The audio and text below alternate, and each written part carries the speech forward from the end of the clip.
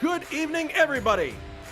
Welcome to round 6 of our 1986 Formula One series, coming to you from Circuit Gilles Villeneuve in Montreal. Oh, we already have people practicing starts on the main straightaway. That was a bit surprising, coming to that from the graphics. But welcome, one and all. Thank you for joining us today on Ile Notre Dame in Montreal. Let me run down the top 10 for you in qualifying, which was completed just moments ago. Obviously, we are now in the... Whoa! Lots of obstacles for Jonathan here. We are now into the warm-up session, but here are the top 10 in qualifying as it expired. In first place, starting on pole, will be Grant Ridal with a time of 1 minute 19.664. In second, 1 second back, and the driver who is on your screen now is Jonathan Asserclinth. He'll be starting alongside Grant Ridal. In third, Juha Boss. Fourth, Mark Whitman. We'll talk more about that later. In fifth is Tim Hilla. Sixth, Gabriel Del Piccolo. Seventh, John Team. Eighth, Richard Coxon. Ninth, Ray Ridal. And 10th, Luciano Rocha. That's your top 10 for the start of this Grand Prix Labatt du Canada.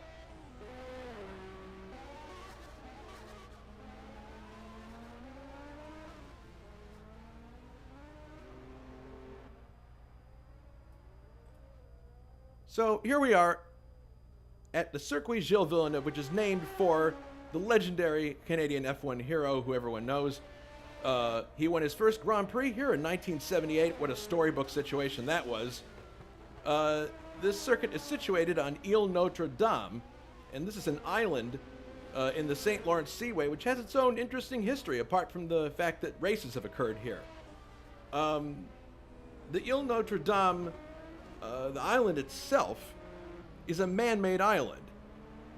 And this is just to the east of the St. Helens Island and St. Lawrence Seaway. It's the farthest to the right island that you see there that's kind of pumpkin seed shaped. This island was made out of rock that was tunneled out for the Montreal Metro in 1965, which, come to think of it, makes a lot of sense. All that rock had to go somewhere. As I believe I'm joined in the booth by Alberto Ibañez. Alberto, good evening. Good evening. Can you all hear me? Yes, we can hear you just fine. We're talking about the history of Ile Notre Dame, which is interesting apart from the races that have gone on here. This track is a man-made island, as you might have known, but what you may not know is that it was made from rock that was tunneled out for the Montreal Metro in 1965. Wow, amazing. All of it? Or was just... Yeah, like tons and tons of rock. So, it all had to go somewhere. Put it to a good use. Yeah, So they made the man-made island. The principal reason that the island was built was for Expo 67. And Expo 67 was a World's Fair that was held in Montreal. This is a expo that featured a lot of interesting structures. 62 nations participated in Expo 67, which makes it one of the most successful World's Fairs of the 20th century. At least that's what it's considered today. Today, a few of the structures from Expo 67 remain on the island, including the French and Quebec pavilions, which were converted into the Montreal Casino, which you see on your screen now. And that was in 1992. In 1975, a rowing and canoeing basin was added to the island for the Montreal 1976 Summer Olympics. And that's off to the, you can see that in a lot of shots of the island on the east side of it. And then, having previously been staged at Mont-Tremblant and Montsport Park, it was finally decided, in the interest of safety and probably in the interest of commerce as well, to move the Canadian Grand Prix to Ile Notre Dame for 1978. It's been there ever since.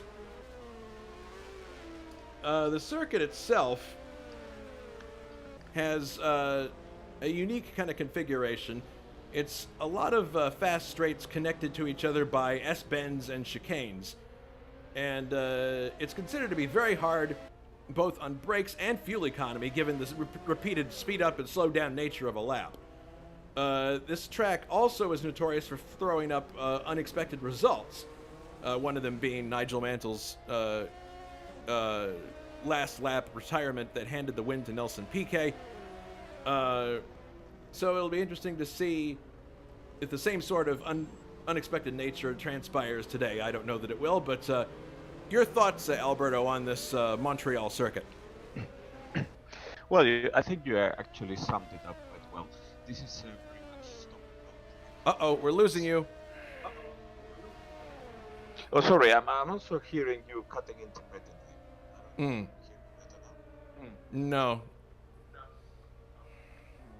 Okay. Well, in any case, while you're sorting out that, the circuit itself, it runs like a street circuit in many ways because you have walls on both sides, triple Armco, and there's very little room. There's some room in some areas where there's high speed coming to a chicane for you to slow down, and if you run out of room, it's not a problem. There's a runoff area there. Obviously, you don't want to get stuck in the kitty litter, but there is some room offline if something goes wrong in some places. And in other places, you're right up against the guardrail on both sides. So it's certainly selective in how much room you have, but this is not a place that you would want to make a miscalculation in shutoff point, because if you're off by just a little bit, it could be treacherous, I would think. Anyway, let's take a quick look at the driver's point standings going into this race. Jules Bouchard is in 36 points. The lead, that was backwards, sorry. In the lead with 36 points is Jules Bouchard. Second, Juha Boss with 16 points. Third is David Saber with 15 points. Fourth is Ray Rodal with 10 points. Jonathan Asserclint is fifth with 9 points. And he's tied also with Gabriel Del Piccolo there. In the constructor standings, JPS Lotus is in the lead with 43 points. Tied for second are Marlboro McLaren International and Scuderia Ferrari with 25 points apiece. Motor Racing Developments is fourth with 12 points. And then Benetton Formula is in fifth with 8 points. Now, I mentioned we'd be talking about Mark Whitman's entry in Lotus, and we got to cover this now before we get too far into things. One driver is notably absent from today's race, and that would be championship leader Jules Bouchard, who has been handed a one-race suspension by ISO. This suspension stems from a first-lap accident that occurred in round 5 at Spa-Francorchamps. According to the official ruling by ISO, Jules made contact with John Team before the first turn, and he ultimately collided with Grant Rodal and Team in the first turn. This caused Team to lose his front wing, and the decision to exclude Jules from this race was based on the fact that he had already incurred a warning at a previous race. So today his car will be driven by Mark Whitman in a one-off appearance. That is the official ruling from ISO. We're not going to comment any further on that. We're going to remain impartial as the TV broadcasters. You know, that's probably the best way to handle it. But in any case, the one thing that we do want to mention, of course, is that this decision by ISO obviously will have championship implications, no question. With their main competitor sidelined, the Brabham team, right here, with Grant Rodal, who's on the pole, this is their best chance yet to capture a win and close in on the championship lead. For other teams like the Ligier team, for example, it will be a chance for them to do well after a series of abysmal races that really don't account for their car's true potential. Meanwhile, the Ferrari team are approaching this race with an air of wistfulness. They always do, because their number 27 carries a strong spiritual significance for the crowd here. It symbolizes Gilles Villeneuve's glory days in Montreal and Formula One in general. The team hopes that they can ride this wave of local sentiment and produce a positive result, if not a win. And we also can't forget about McLaren. McLaren are hoping for a good result in Montreal. They haven't been the quickest on lap charts, but David Saber and Ray Rodal represent the sort of drivers that often do well on this circuit, meaning cool, calm, collected, smooth drivers who kind of let the race come to them. So a great result could definitely be a possibility for the MP4s towards the end of the race. I said before, this race has thrown up strange results every now and then. So we'll see what happens. Alberto, how's your mic doing now? Well, I'll take it from that we're not quite sorted out yet. So Can you hear me now? yes, now we can. But Okay, I've asked other people here in the home not to use as much internet. Maybe it's because it's a shared connection. well, now we're losing you again. You start out. Sorry about that. You start out fine, and then you start to fade almost immediately. So it's that a sound thing? I don't know. In any case, as far as the race is concerned, Richard Coxon loves to tell us this. Any compound can do a full race distance. Pit stops 0 to 1. So those who are, you're sounding better now. I can hear you clearing your throat. But, Yeah, can you hear me? Can you hear now, me better now? Now you're fantastic. Now it's great. Okay, fine. All right. Finally, Yes. Good. I got to solve it. So sorry, guys, for the technical issues so far. That's all right. Well, Those things happen. They happen. I've been keeping people entertained, hopefully. In any case, for this round 6 in Canada, Coxon says any compound can do the full race distance, which I always find such a hilarious observation because, you know, yes, and any round wheel will roll down the street, but pit stops 0 to 1. So I'm guessing he's saying that people who have trouble with tire wear are going to be making one pit stop.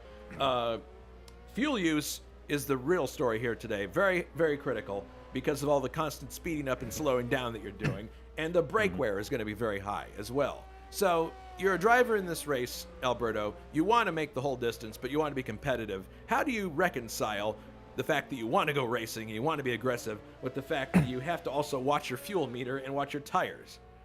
Well, that's one thing for sure. I mean, if you want to save fuel and at the same time save the brakes, the thing that you really have to do is coast. You have to coast before the corners. You have to use the brakes in a very, very sensitive manner.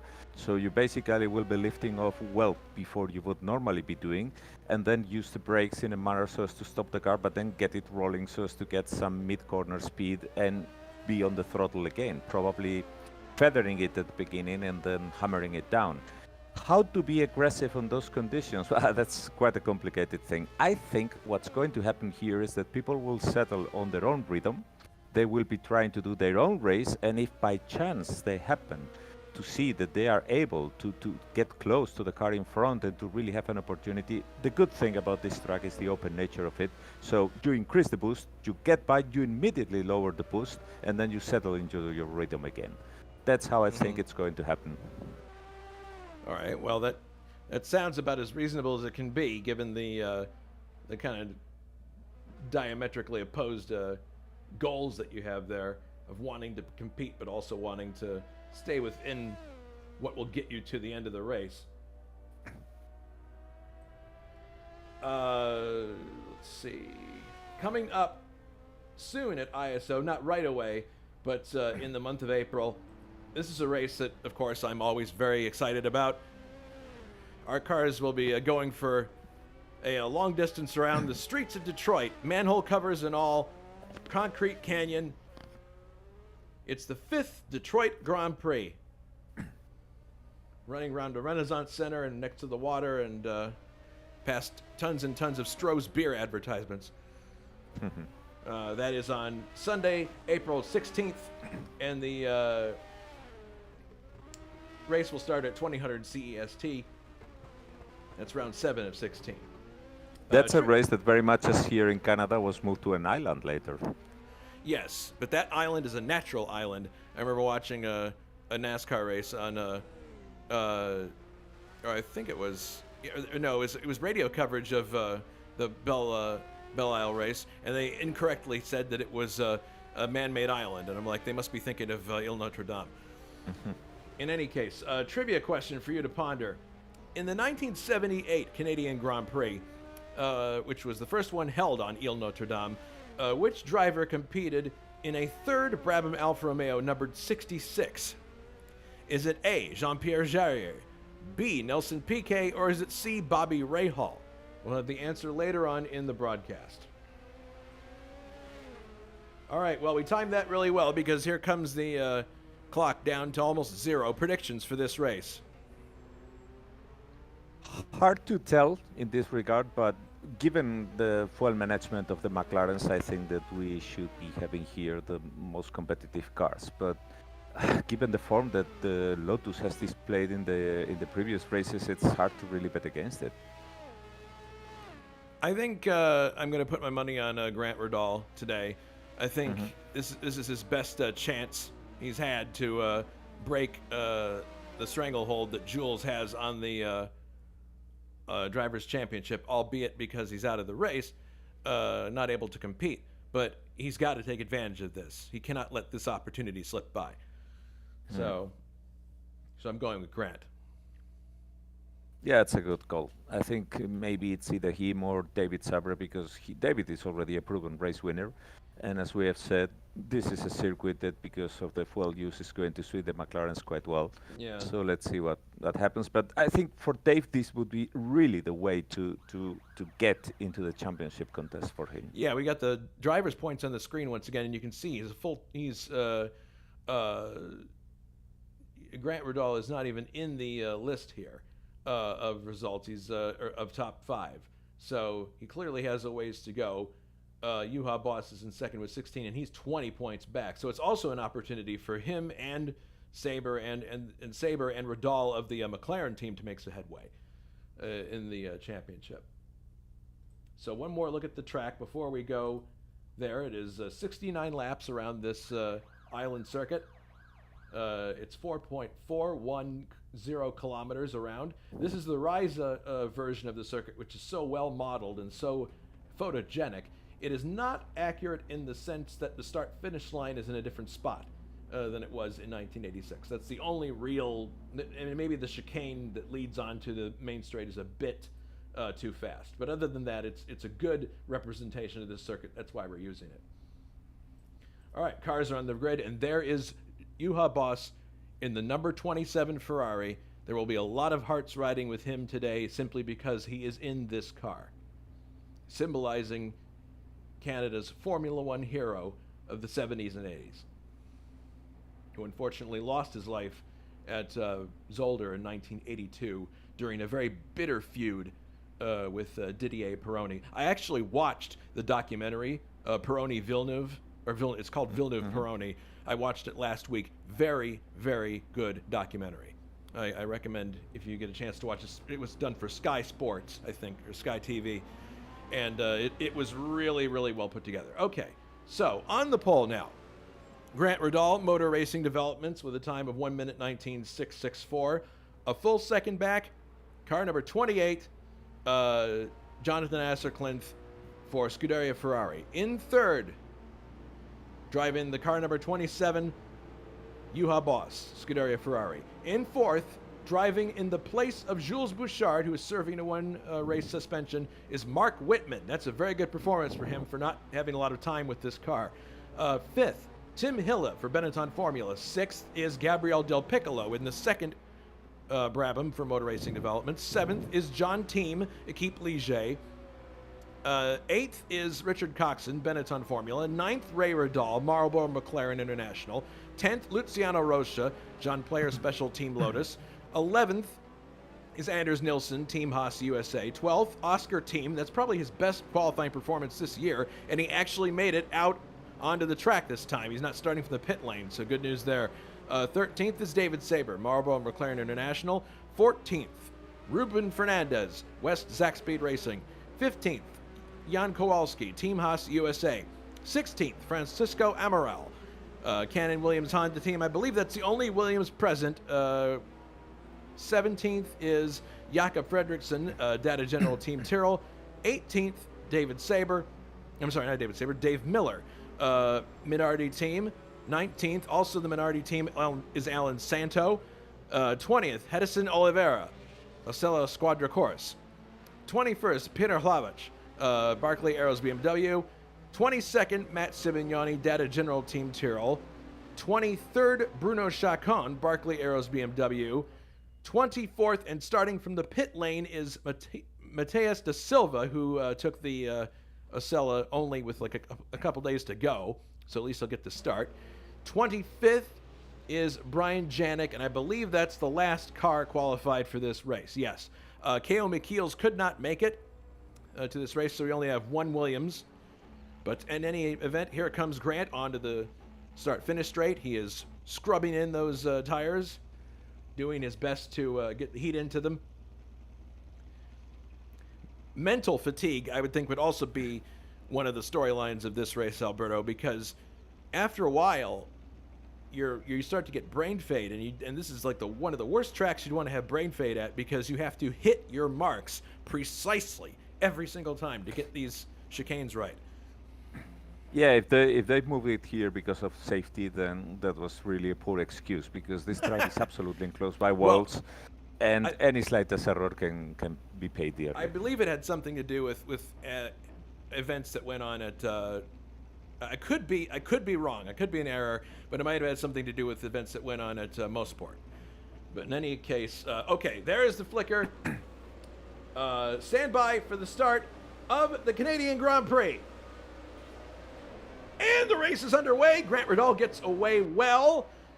And it looks as if one of the low tie got away very poorly off the line. That would have been Mark Whitman. But my goodness, heading into the first corner, it looks like Grant's got a big lead. And the Ferraris are coming up the inside, looking to make sure. Tyrrell has spun. Oh my goodness, we have one car at the back, Sibignani, I believe, spun around. And one of the Arrows has lost a front wing, but already we have Grant Riddall in the lead, and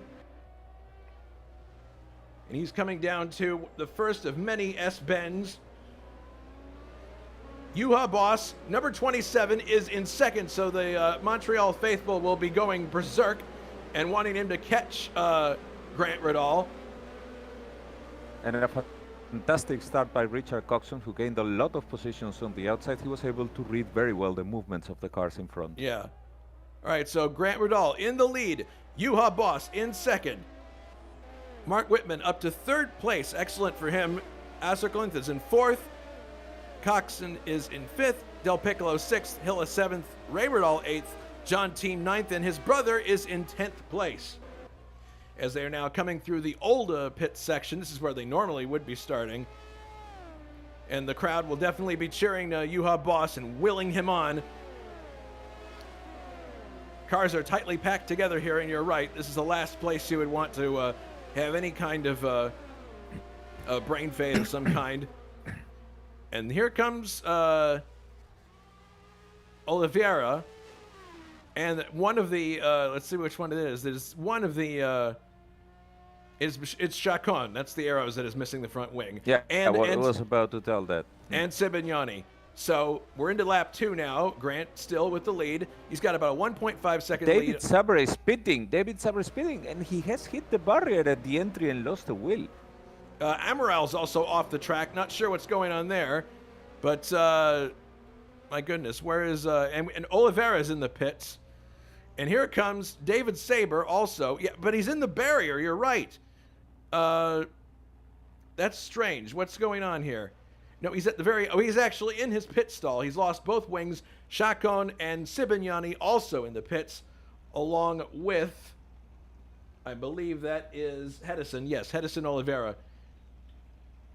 Well, I can only think that maybe David got some kind of drive-through. I don't know why he would have to go into the pits. It doesn't make any sense to me at the beginning of the race. Yeah, it's kind of odd, but in any case...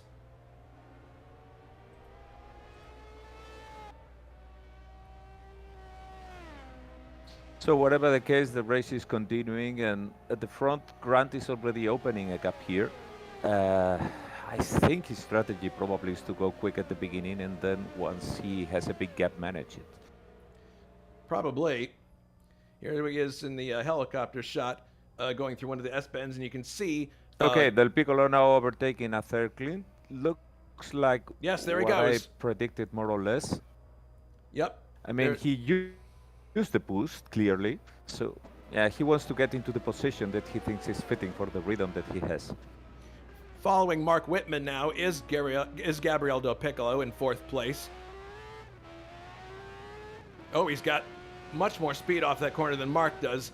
I don't think he's in a position really to try to overtake here. This part of the island is not a part of the island you would try to pass on. As you can see, downtown Montreal just ahead of us there. And if you take a high view, you can show to everybody how narrow this track is, because it's incredible. And as we arrive to this point, it's even narrower. You lose like a full meter on the left of the track. He really wanted to. He really wanted to try to overtake there. It looks like he might make an attempt here at the hairpin, and he locks up the wheels, but oh my goodness, Whitman stays alongside him, but Del Piccolo shoulders his way past into third place, and it looks now like Whitman might become a victim of two overtakes here. Asserclinth following very closely. Well, Whitman gave him all the room in the world, but it was a bit sketchy because Del Piccolo understeered coming out of the corner, and he basically showed the way Whitman, who lost all the momentum coming out of the corner. Well, Del Piccolo did get it. Slowing down dramatically. Yeah, Del Piccolo had a very bad exit. Oh my goodness. Asserclinth down the inside trying to get Mark Whitman, but has to stop, has to go back in behind him. But yeah, oh my goodness, there might be some contact there between Coxon and Asserclinth, but Whitman had a bad exit from the last chicane there, and it caused everybody to close up on him really fast. So there have been accidents in real life at Ile Notre Dame where someone has a bobble of some kind, and the driver behind does not realize what's going on, and almost gets collected up in an accident. So that's the way thing. Del Piccolo lost speed in the main straight, I think he must have missed a gear or something like that, because it's absolutely not normal at all that the car was like stalling all of a sudden.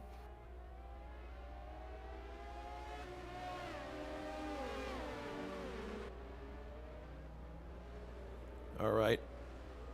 And there is one of the, I believe that's Chacon there that they're lapping after having exited the pit lane. And here's Asserclinth on the attack again. Well, he's lost a little bit of space there, but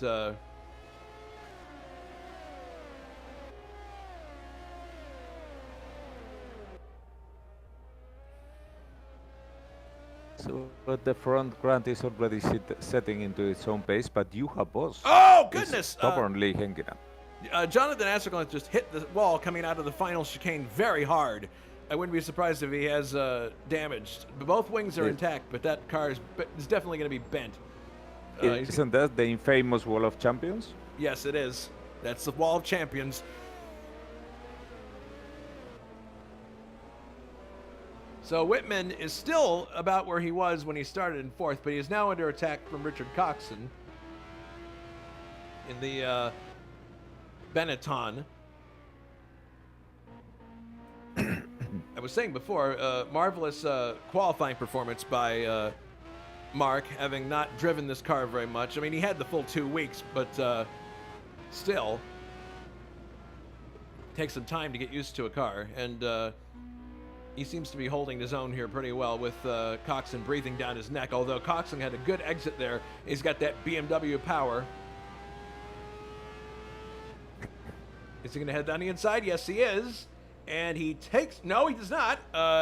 Mark Whitman defends himself very well. They're going to come out of the corner side by side, it looks like. No, Whitman's going to hang on to the position. So really good job by Mark there defending his position from attack by Coxon.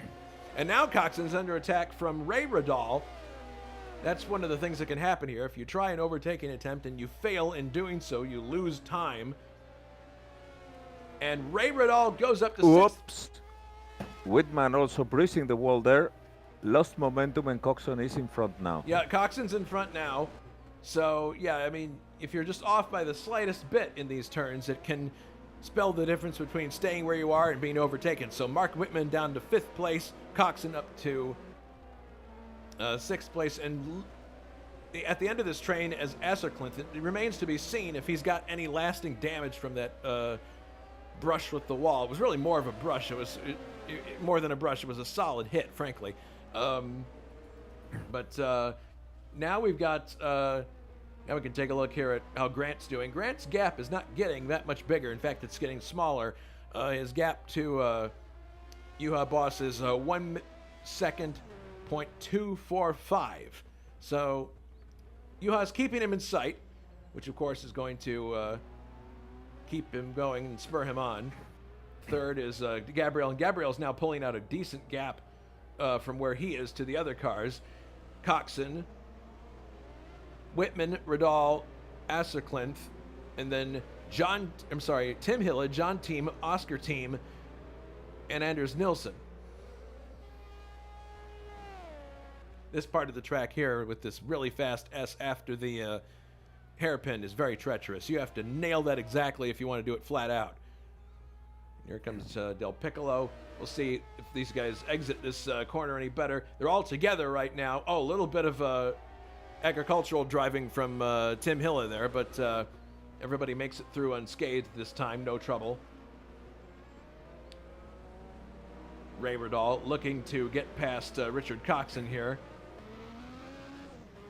He's looking ahead from there to Coxon and Whitman together as they run along the backside of the island, or the west-facing part of the island. And I think that this long train of cars is a good testimony of how much of an equalizer the fuel use and the need to keep the brakes is. Yeah. Which is what we're going to see in Detroit also. Probably. All right. You saw that Ray wanted to get alongside Coxon there, but he just didn't feel comfortable doing it. There wasn't enough room. Maybe he's just like trying to sense his way through and feel what would be the best situation. I mean, take a peek, you go out, take a peek and see how much room is still left until the corner, and you store it in memory for future use in another lap. One interesting aspect that we should bring up is that for this race, the horsepower of the Benetton BMW has been increased from 864 bhp to 884 bhp, and you may think to yourself, that's 20 horsepower, so what?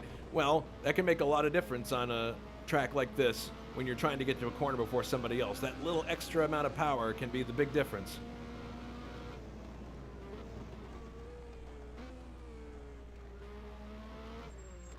Also, in Canada, BMW revised the position of their injectors to improve the fuel economy. This was for Benetton.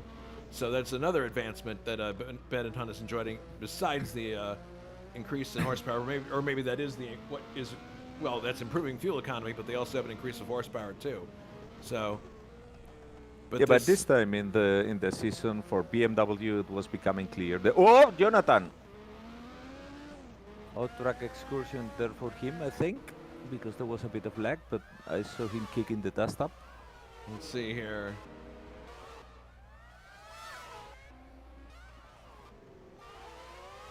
No, he's okay. Okay, then that must have been a bit of lag. So, as I was saying, for BMW, it was becoming clear at this point of the season that Benetton was probably the best team to support and to put their efforts. Oh boy, look at this. Ray makes it past Mark Whitman into 5th place, and now, Jonathan's a bit far back at this point. Sorry, go ahead. Oh, that was about it. I mean, BMW had already realized that and was picking Benetton probably more than Brabham at this point. So now, oh my goodness, Tim Hille has a very, very loose exit at the Wall of Champions. There's a yellow flag in this area. Not sure what that's for. Maybe someone making a pit stop. But in any case, Jonathan doesn't look like he's hurt at all by that contact that he had. Oh my goodness, there is a car without a rear wing. It is, oh my goodness, it's David Saber. David Saber has... That's something weird because he was on repairs. Yeah, and he came out of... I don't know if the car got destroyed again. Maybe he had the repairs turned off. I don't know. Yeah, he's running around the track looking like a Formula Ford right now. God, that's really unusual. Anyway, but here's some interesting news. Grant Radal's lead now over Juha is only 0.9 of a second. So he's definitely driving, trying to maintain the car, because he knows what can happen with this BMW engine if you push it too hard. It will explode. So he's he definitely wants to win this race as he runs off onto the grass there for a moment at the Wall of Champions. So he's trying to maintain it. Well, now it's back up to 1 second, a little over 1 second. So he's doing what he can to maintain the gap and not get in any trouble. But Juhag's got him right in sight there. He's ready for any mistake that Grant might make. And as we've seen in the past, Grant is prone to making mistakes. And Del Piccolo's in third. Coxon must be feeling really good right now, being up to fourth place, exploiting those new improvements for the Benetton team. And Ray Riddall in fifth place. Good showing so far for his effort. Whitman still in sixth place, but he's got Jonathan right behind him. So I'd say that Jonathan's performance has not been hampered at all. Heading into the S-bend that leads them to one more chicane and then the hairpin. Yeah, but you're right, Alberto. These streets are very, very narrow. I think at this point for Grant and Juha, they both know at this point something that is very important. I mean, they have more rhythm than the other cars. They have no issues like leaving everybody behind, and they have a similar rhythm. So the main question for both of them is the other guy going to do a pit stop? Because only they know what they are going to do, but they have no clue about whether the Ferrari or the Brabham are going to do a pit stop or not. So I think they are going to more or less keep things like this and try not to disturb each other unless there is a very evident drop in rhythm by one of them. They are going to keep like this till mid-race or something like that. And once they know what the strategy of the other guy is, then they will make a move accordingly. Well, Sorry, go ahead. No. Mr. Seventh place. Mr. Seventh place, Jonathan, is now up to sixth. He just overtook Mark Whitman at the hairpin. Very expert job of it, too. Just slipping down the inside, taking the apex away. That's the way you get it done here at Montreal. Oscar team out of the race. How did that happen? Let's see if we can get a replay. He spun at the Wall of Champions. That's what happened. So Luciano Rocha is also and Rocha runs clear into him. My goodness, T-bone anyone. That is... So here's team going through. He clips the inside. He does a Mansell 1992. He clips the inside of the gravel going into that chicane, spins around, and poor Luciano Rocha has nowhere to go, runs clear into Oscar team. Both of those cars are going to be out of the race. Yeah, unbelievable. That's another issue with the narrowness of the track, because if one car spins and gets in the middle, there is nowhere to go. Meanwhile, I should say that Ray Riddall has overtaken Richard Coxon. Yes, there goes Ray. He's in fourth place now, so he could be a sleeper to win this race or be on the podium, because they weren't particularly fast in the qualifying session, but he's qualified 9th on the grid. But I'm sorry about what happened. Oh my goodness, look at this. Possible change of position here. Coxon and Asserclint. Yes, Asserclint moves up to 5th place, just passing Coxon. Before we get to the S-bend here, that takes them onto the backside of the course. I think Coxon had a bad exit from the last chicane there. And Whitman, good for him. He's staying in contact with this group. So he still may finish in the points before this race is over, if attrition is anything like we've seen before in the past year. We only have 2 cars out of the race right now, Rocha and team. Oscar team, his string of bad luck continues. And you got to feel for Rocha in that situation. There was absolutely nowhere for him to go. He was coming out of there at high speed, and these cars don't like to change direction quickly with all the down thrust of the wings. So here's another battle that's shaping up here between John team for Keep Liege, who's in 9th, and Anders, who's had some good results so far this year in the Team Haas USA Lola, and he's running in 10th as they come down to the hairpin.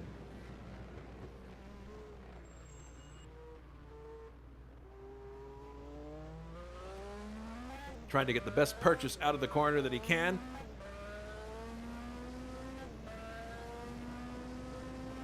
This series of turns right here is really diabolical. Not everybody can do them flat out. Doesn't have the space here to take an overtake, but very quick exit there and he's right with John Team.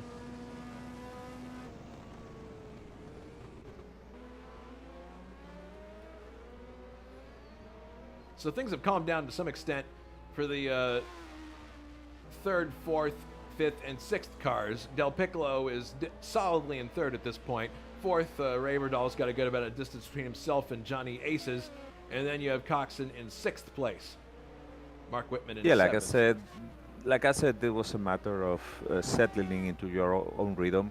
And then the homework that you have to do is try to get past the cars that are not in your rhythm at the beginning of the race, and then settle in it and basically see what you can do towards the end of the race. All right, so exiting the hairpin now is you have Boston, number 27. You can see just ahead the leader of the race, Grant Riddall, and he's got some traffic he has to contend with here in a second.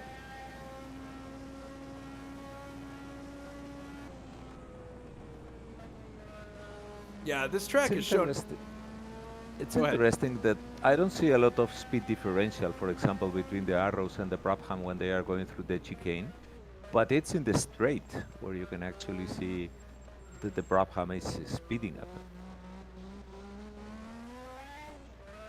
But then again, this is a track where you are going to use low downforce, so I guess there is not that much of a difference between the cars that can produce it and those that don't. Yeah, it's, oh yes, here's Peter Hlavich, who is being lapped. That's the car. So Grant Riddall got by pretty well, so now it's going to be Juha's turn to try to find some place. And of course, Hlavich does a very good job, gets to the right, gives him the space, and the gap stays relatively the same. It's a little more, it's almost 2 seconds now. But there have been some really bizarre incidents at the Circuit Gilles Villeneuve over the years. One of the most bizarre I ever saw was the LaRousse team coming into contact with each other right here at the hairpin. Katayama and Gachot, I think it was, destroying one of their front wings, and just not the thing as a team owner that you want to see. Yeah, correct. But so it's the track does produce some awkward situations from time to time. Yeah, it's the contradictory nature of it, Yeah. because on one hand, overtaking is not complicated because, I mean, when you can pick the place and you have the power, this is obviously a track with very long straights, so you can easily find a spot to overtake. But contrary to that, and that's the interesting part, because it's so narrow, if you ain't picking the spot, if you're finding an accident or a lapped car or whatever in a place that you don't want, then you have a big problem with that. All right, here comes Anders Nilsson now. He's got a little bit of a roll on. No, he's not going to make a move here, but he's definitely, at this point, you could probably say he's being held up a tad by John Team, but he's looking for a place to get by, and John's a fierce competitor. I'm sure he's going to have to use all the tricks in the book to get by. There's Chacon that just got lapped by... that's one of the tricks in the book, actually. Yeah. Leaving the lapped car behind. Well, that cost Nilsson a bit of time there, but closes right back up on the... Yeah, they're coming now to a real traffic jam. Mm-hmm. Oh, goodness, they are. Oh, my goodness. Didn't see him. God, that was a bit of a surprise. There's a Tyrrell that's getting lapped. That's Sibignani. And also one of the Ocellas was in the mix there. So that was pretty complicated. Yeah, it was Hedison Oliveira and Chacon and Sibignani all getting lapped at once there by Team and Nilsson. Yeah, I think as Sibignani got the blue flags, he basically moved a bit to a side and lifted. And Oliveira probably thought that that was a missed gear shift or whatever and tried to make a move to overtake, only to find that they were both actually being lapped by the quick car. Yeah. And look at how much space... Whoops! Hille again, bruising the wall. Oh, Hille has a tank slapper from hell and manages to keep it under control. Wow. That shows you how on a knife edge these cars are. Some of these drivers are probably running fairly significant negative camber. And the trade-off there, Alberto, is if you go into the corner, that camber will definitely help you with front end grip. Problem is, when you're on a straightaway, your tires are running in a very narrow patch of the rubber, and the car gets very skittish. So you're trading high-speed stability for traction in the corners, and that's going to make the car very nervous at those critical points between going high speed and getting set up for a chicane. So it's camber has its trade-off, because also on the rear, if you get more camber, then you get more grip. But the problem is that once it lets go, those wheels are no longer horizontal sliding smoothly over the track. Vertical sliding smoothly over the track. But they are at an angle, so until they grip again, they can give you a real bad tank slapping there. So here's John now. He's right up with Tim Hille.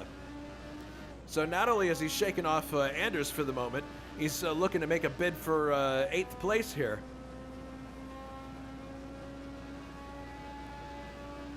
To the left of us here would be the rowing basin that was put in 1975. And every time, oh my goodness, looks like somebody might have clouded the wall there. Fredrickson is out of the race. I don't know when that exactly happened, but somebody, that we saw the remnants of skid marks and dust there. It looked like someone had another Wall of Champions moment. It might have been Fredrickson. We're probably too late to find out, but in any case, team is definitely looking very quick in race trim, and I wouldn't be surprised if he's in the points before this race is over. And of course, we've already told you about the demise of Oscar team, having yet another unfortunate outing. Well, now Tim Hille seems to have pulled away a little bit. I guess that increase in horsepower for the Benetton team doing him well there.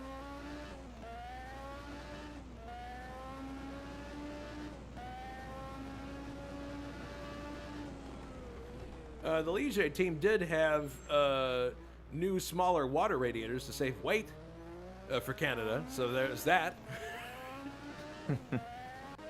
Always those small details. Well, every little bit helps. It adds up. There's Mark So I was Whitman watching here Grant Ridal and Juha Boss, and the distance between them is something of a funny thing, because there is a rubber band effect.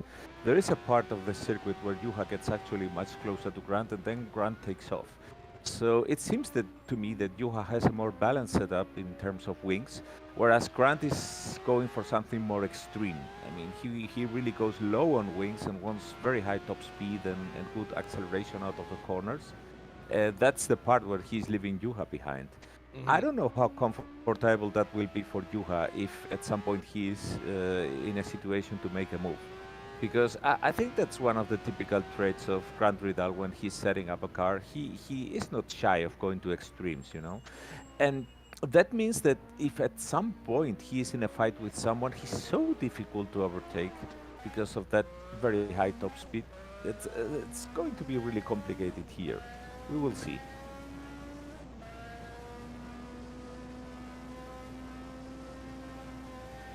Coming now to a good bunch of lap traffic also.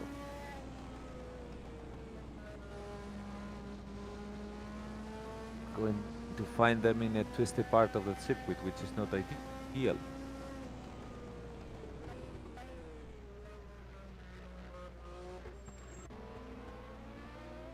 Yeah, it's definitely going to make him suffer a bit, and Juha is probably going to make the most of it by getting closer. There he is. He's coming close already. Grant bottled there.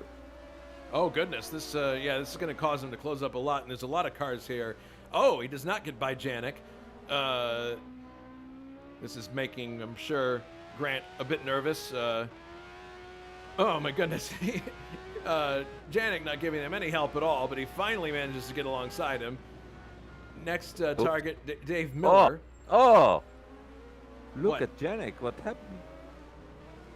I mean, he bruised the car when getting past, and Brian got to hit the wall even. Oh my goodness. Well, sometimes you're so wrapped up in your own race you don't know what's going on behind you. But in any case, look at how much Juha's closed now. He's less than a second now. And here comes a Minardi that has to be overtaken. I think it's Dave Miller. So that's another way this racetrack can be awkward. You catch a lapped car at a very strange time, and it may not be advantageous. Like right here, see, he's not close enough to overtake him, and so it's going to cause him to check up a little bit going into here, and here comes Juha and closing the gap. I'll bet you it's even less now. Well, a little less. Now Grant Riddall's going to take Miller, and Miller, being the gentleman that he is, lets the leader by, and now let's see if he does the same for, yes, he's doing the same for Jonathan. Doesn't want to cause any trouble for them. So now they're back without, I believe there's nobody down the road. Yeah, but look, in the meantime, there how is. Gabriele Del Piccolo has gotten close to Juha. Yeah, that is another thing I was noticing, that Gabriel's closing in.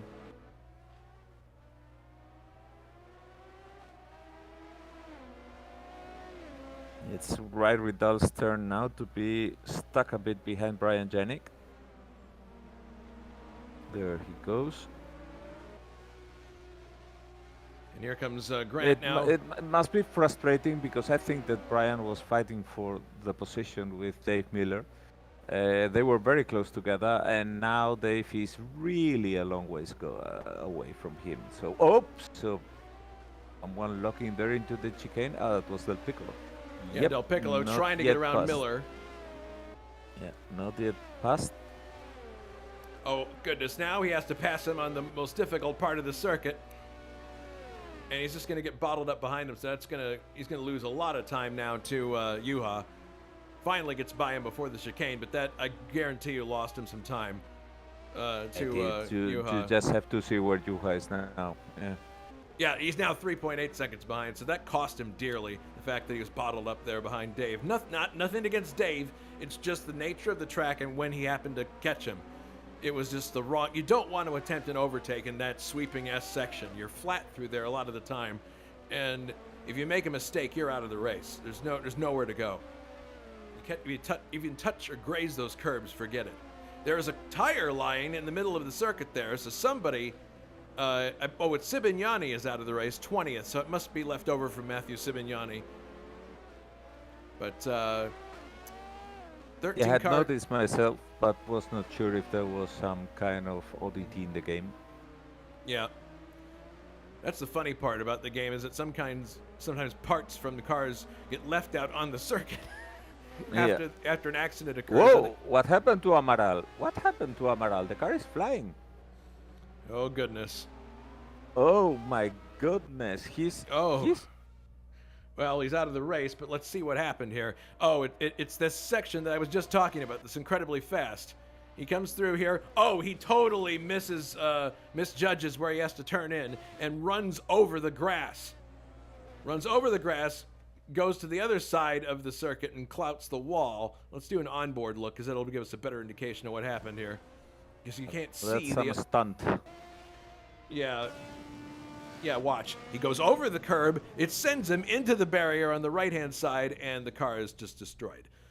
So that's what can happen when you get it wrong at that particular section. I've done that myself. I know that, and look, the car's even tripping over itself, but Amaral... Very much like Mark Webber in Valencia some years ago. Well, he exits the race in spectacular fashion.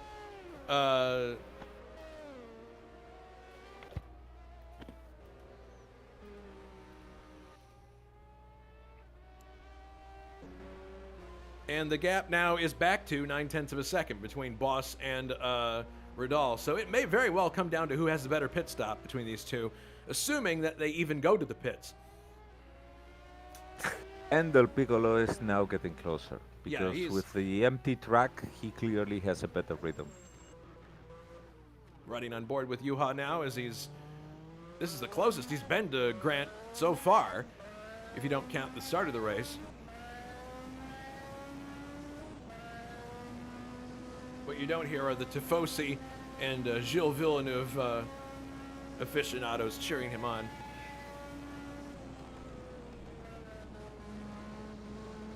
Very, very expert. Well, he had a little bit of a wiggle there, but he did a good job getting through that corner. Now down to turn one more time. And there's another couple of cars they have to overtake here.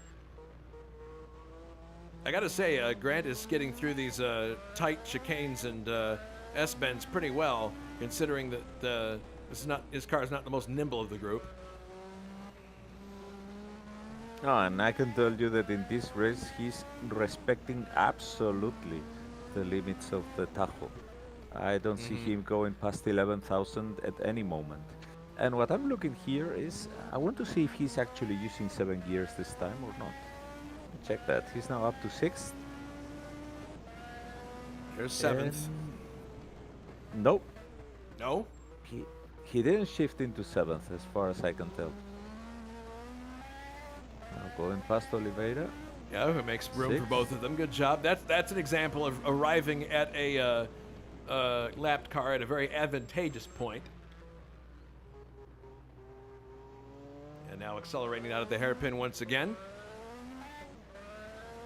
In this section. Yeah, 7th gear. There you go. All right. Very long 7th gear. Very long. Well, he's thinking about this, the revs at the end of this straight here and all the fuel that he's eating up. I can see that he has a very short set of gears so as to bring the car very quickly up to speed. You need to be quick with the shifter there. And then a very long 7th gear to capitalize on the lower RPMs once the car is already on boost and going quick. Well, I got to give credit to Jonathan. He is, despite that contact he had with the Wall of Champions, he's still soldiering on in 5th place. I may be wrong, but I think that I saw this on Instagram during the week. Stefan Johansson, who we once interviewed in our podcast series, he was reunited with his Ferrari at a vintage event and posted some pics of him with That's the car, great. which was really cool. Woof! What a traffic jam there for Anders Nilsson and John Tim. They were stuck behind Bruno Chacon at one of the tightest corners, and now they are off, but oof.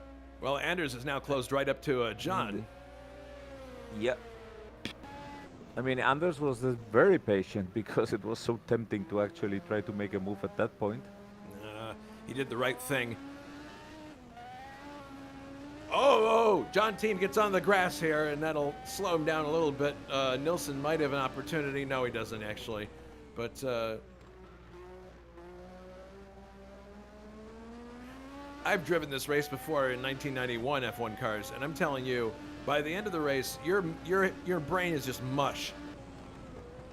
Having had to process all of these high-speed straights and chicanes and S-bends and everything, and it just absolutely exhausts you mentally. At the end, you're just like, huh, what?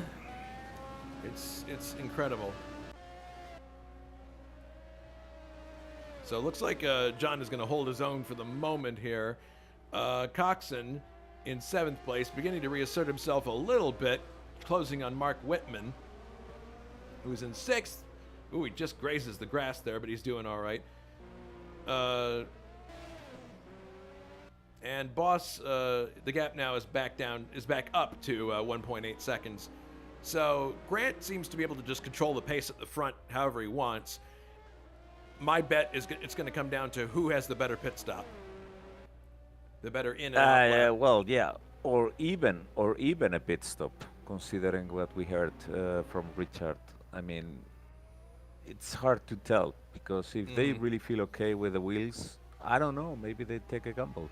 Yeah, Alan Santo also out of the race, unfortunately. So not a good day for the Arrows team. This was a race that could have posed a opportunity for some of the lesser teams because there were some drivers that obviously Bouchard not here, but also K.O. McKeel's not able to attend. So you had 2 high-profile cars, one of them in someone else's hands, one of them not here at all. So there was a chance that if you were a lesser car, maybe you could do better. And as they say, that this track is somewhat of an equalizer, but not happening for some teams today, that's for sure.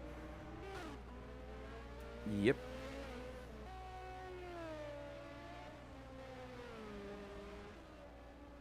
So this is lap 26 now.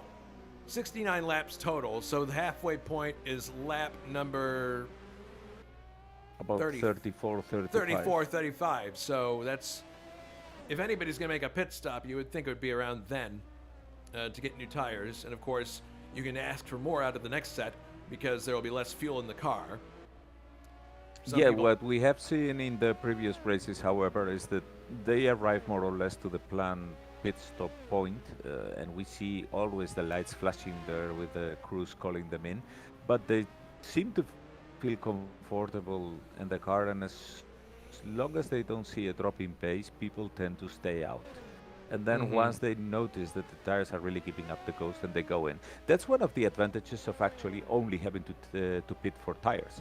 Because obviously, if you had to pit for fuel, then you would have not that choice. I mean, you're running out of fuel, you have to pit, period. Does the mod give people the ability to put more fuel in the car in a pit stop, or is that locked out? No, it's lockout. As Oh, far as I okay. know, it's absolutely lockout as it was in real life. Yeah, because this is during the days when they used to top the car up to the brim with as much fuel as they could put in it. They didn't have tricks that NASCAR people do where they have a fuel line that runs through all the roll cage. so the car can go for two more laps. They used to do that stuff. But Yeah, it's one of the rarest books in the internet, and it's more difficult to get hold of is the memories of Smokey Unique.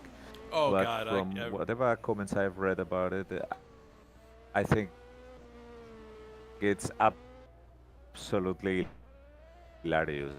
yeah, I wouldn't doubt it. That's a guy that Absolutely, I mean. that's a guy that worked absolutely at the margins and would try anything to gain an advantage, which is what you have to do. I mean, I remember reading somebody's memoirs about, and they said what you do when you get the rule book, you read it through once, then you read it a second time, and you look for anything that's vague or not well defined, or could be interpreted a different way, possibly because the wording isn't quite right, and you look for stuff to exploit. And that's where you go. That's how you figure out ways to go faster. You look for technicalities. You look for things that aren't covered in the rule book, and you can say, well, you didn't say anything about this. So, Miller out of the race. Okay, so here is something interesting developing. too far Remember, back. we were talking at the beginning of the race about Ray Ridal being one of the possible favorites. Well, he's on the move now. He's already on Gabriele Del Piccolo's tail. Oh yeah, How here he things is. change. Gabriele was chasing Juha some laps ago, and now he's being chased himself by Ray Ridal. And I can tell you, with the rhythm that Ray Ridal is coming, and he's not that far off from the head of the race, we could see him challenging very soon the other people on top. Yeah, he's right with him now. And right ahead of Del Piccolo there, if I'm not mistaken, is that Juha up the road? Yes, it- yeah. Yes, absolutely. I mean, that's why I said that Ray is not Oh, there really he goes. that far away. On the inside, oh! Del Piccolo says, no, sir. And no, and by the way, no, it is not a Ferrari up ahead. It is another red car. It's a Lola. So, but here's Ray not taking no for an answer as they go through the fast sweeping left and right end bend, and now up to this Wall of Champions section, which has caught some people off guard. They negotiate it fine. No histrionics, no problems. Heading You down can to the- see how here in this very quick section the Brabham basically moves away, but he's eating him here in the small turns. Yeah, that's about the place that Rai is going to try to make a move, but this track makes it so complicated due to the narrow nature of it, and that's the problem for Rai. I mean, we've said it, you can overtake on power if you want on the straights, but it might cost you a hell of a lot of fuel. So that's not something that someone will be doing lightly. He's definitely running faster than Gabriel at this point. He just needs to catch him at the right spot. here. He hasn't been able to do it, and they're not gaining much on the Lola here, which is a tribute to that car and driver. Well, also because I think Gabriele is hampering a bit right now. He's more focused on trying to keep him behind and really on trying to make a lap time. But look at now, look at this. That BMW absolutely flies. Yeah, I mean, it did very short gearing at the beginning. Yeah. It didn't help that Ray missed his shift coming out of the hairpin there, but here they come down. Yeah, but even so, I've seen that also in the previous lap. So it's he's going to have really big problems, and I think that Gabriele and Grant, they are working together on the setups, and Grant has probably the same flavor. We have seen that, how he's so much quicker in the quick sections of the track. They go for that exaggerated setup, and it might really pay off here because the track is so narrow that it's nearly impossible to overtake such a wide car as the Brabham, especially in the good hands that it's in with Grant and Gabriele. So it's going to be really hell for Ryan, for Juha to try to overtake them here, even if they are quicker overall. Well, I took a look at the gap for the lead, and it's now up to 4 seconds, so Grant is really asserting himself at this point. This pairing here of Del Piccolo and Ray Ridal, they're coming up on some lap traffic now, and it is one of the Lolas, and it looks like they plan to get out of the way and not cause any trouble. This is another example of arriving at lap traffic at an advantageous point, as, oh my goodness, Gabrielle locks up there, and Ray almost runs into the back of him as they arrive at the hairpin. Now that we're looking at, Ray boost here. Ray really wants to get by him. But look, at this point, the BMW flies off. I mean, the previous lap, obviously, there was that missed gear, but there is always some point where you can feel that the McLaren is basically hitting like a brick against the wall of the track, whereas the Brabham flies away. Well, you've said that these wings, when you take your foot off the accelerator, they act almost like a parachute. As here's Janik, again being the subject of lapping. Let's see if he makes it any easier. No, he does not. Del Piccolo is bottled up behind, so this is going to make things interesting for us. Ray, they look for the inside now. Now there's room given to both cars. Ray is now right at the back of Del Piccolo, so that momentary bottleneck definitely closed them back up again, so it gives him another shot. And you can see back there that Jonathan is trying to get through there as well, through the lapped cars. Ray clips the curb just a little bit, but not enough to cause any problems. But here is, that's one of the Lolas getting out of the way. No matter there. But and meanwhile, someone is climbing up through the back door, and that's Jonathan.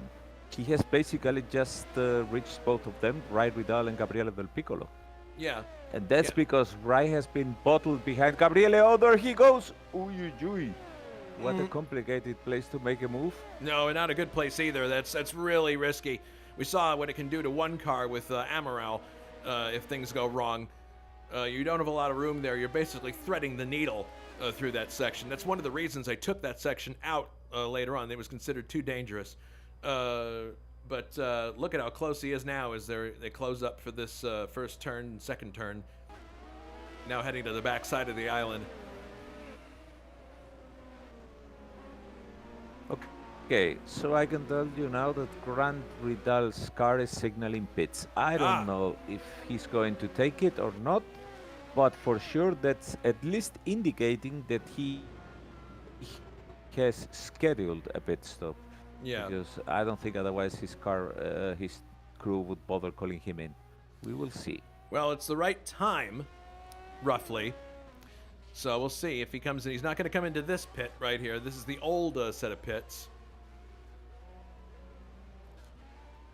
So it's going to be after the, or right before he gets to the Wall of Champions. He'll, if he's going to pit. Right now, there he goes. He threw himself.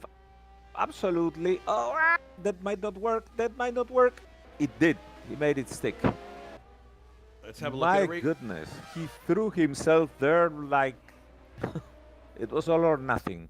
Yeah, that's beautiful. Man, he really just held it all out there. Then he Grant, went, Grant in the very pits. wide. Grant in the pits. All right, Grant in the pits, and Juha goes into the lead. Grant making his pit stop. What tires is he going with there? Can you see? Super softs. Super softs. all around. Super softs. I'll have the softs. Okay. So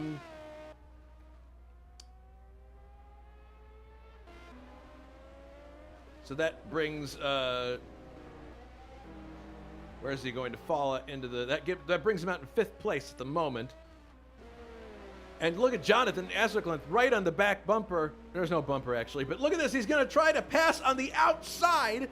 Gabriele Del Piccolo, can he get it done? They're wheel to wheel going out of the corner. Is he going to get it done? It looks like he will finally. In any case, Gabriele is signaling pits too, so Yeah, I don't know if he's oh going. Oh my goodness, they both have contact, but Jonathan finally makes it stick, and he's in 3rd place. That was an incredible set of corners. They were running side by side for the bulk of that section.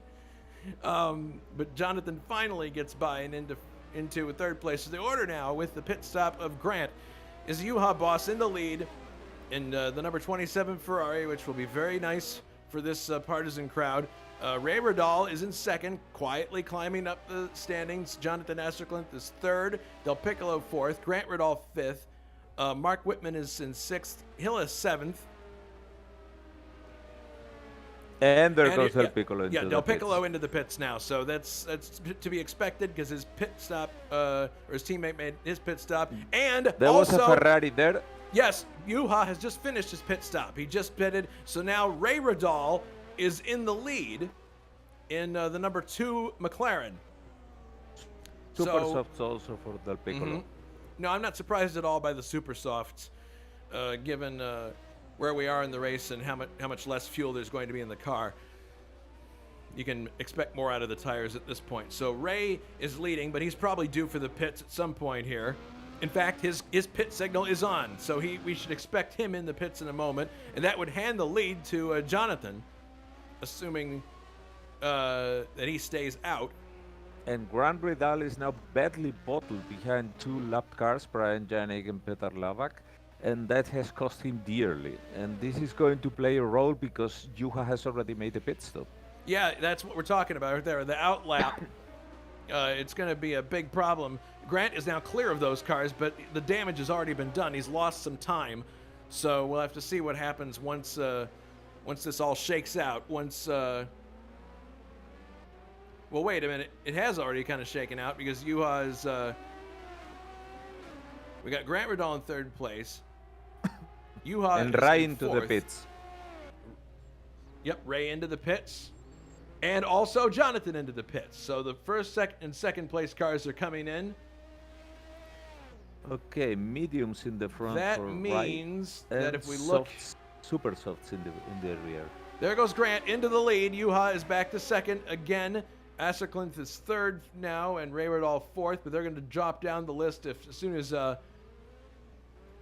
Actually, there goes Ray out of the pits. Jonathan follows him. So actually, Jonathan's getting away very slowly. Anders Nilsson and Tim Hilla are out of the race. It must just have happened. Not sure what this is about. Parts are missing, so I'm assuming it was some kind of an accident between the two. This just happened like a second ago. It must have, because didn't see the DNFs on the screen while we were having the pit stops. Yeah, let's see here. It should be in a minute here. Running it back. Be patient.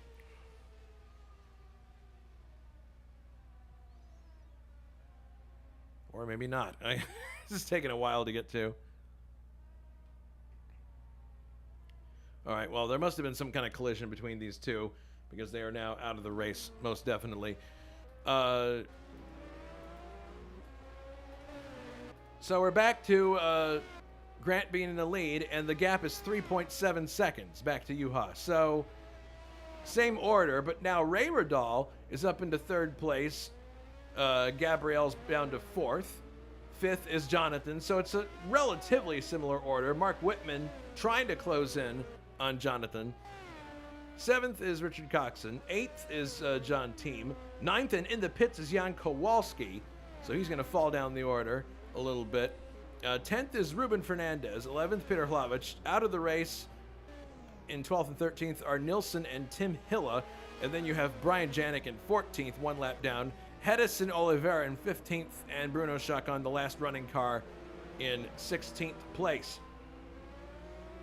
So here's Kowalski. He actually is still in 9th. He's being lapped here by, I believe that's Whitman, yeah. So Whitman now having a look, trying to close in on Jonathan for 5th place. He's in the final points paying position now, 6th. 36 laps. Well, 35 complete. We're on 36 right now. So now the question will be, can Juha close down this gap? It's increasing, so the immediate answer appears to be no. No, last lap by Grant was 127 point something, and you had it 130. But then again, lap cars have such an influence here that you can't really tell. And I'm waiting now for Wright to cross the line and see what he's doing. Will take still some seconds more. It's still increasing, yeah.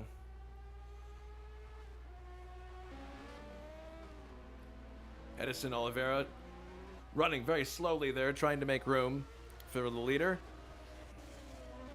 So for Rice, 129. Therefore, the quickest of the lot is Grant, followed by Rai, and then Juha. At least if we go by the last lap. And that seems to indicate that Rai continues his progression toward the top. He could eventually be quicker than Juha. But it remains to be seen what will be happening with Grant, if he's able or not to keep that pace towards the end. And of course, if the BMW engine is able to make the distance. Yeah. Yeah, those are big ifs.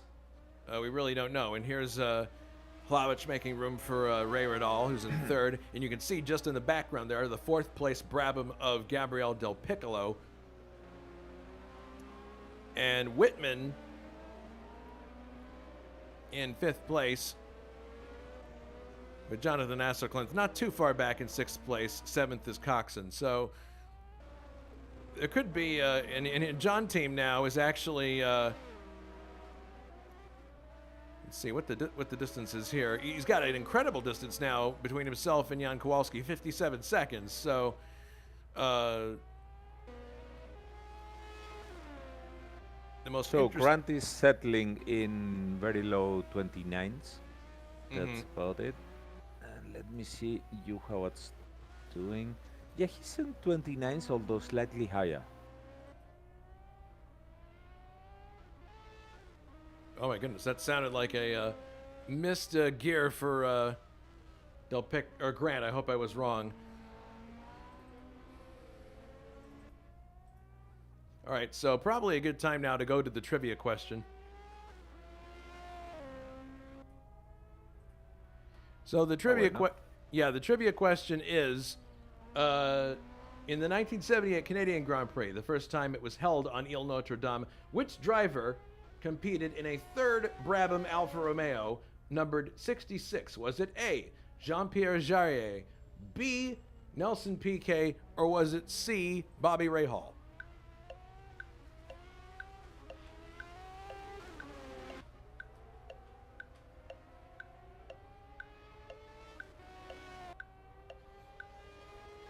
Time's up. What do you think? I don't remember, but maybe Bobby Rahal? No, I'm sorry. The answer was Nelson Piquet. No.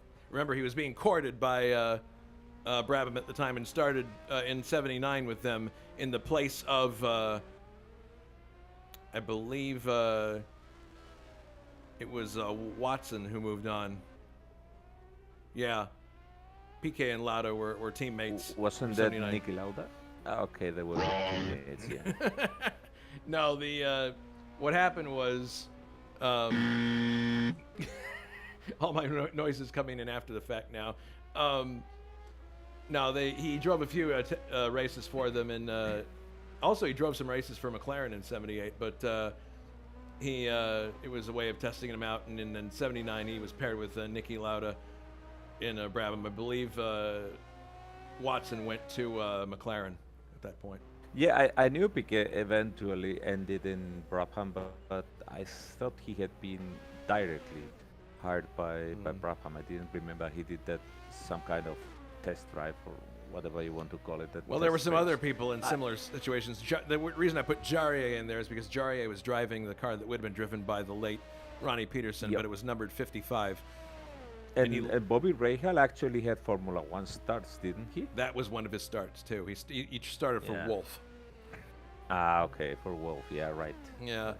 So the gap is 3.8 seconds now. Now 4. So we'll have to. I think Juha's in a position where he's going to have to hope that the BMW blows up at this point. Gabriel looks like he's closing little by little on Ray. It depends on the part of the track. Again, same as what we were witnessing between Juha and Grant. It depends. I mean, in the quick section, he gets close. In the twisty ones, the McLaren moves away.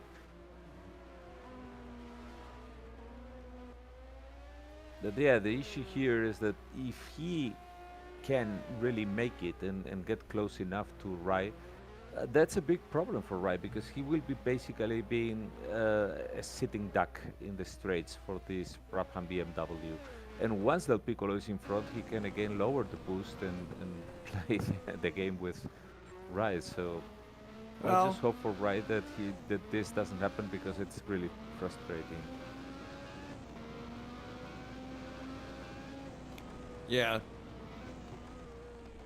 Be interesting to see what happens, but yeah, I had a feeling that the one of the at least McLarens would do well in this race, and Ray is proving me to be right.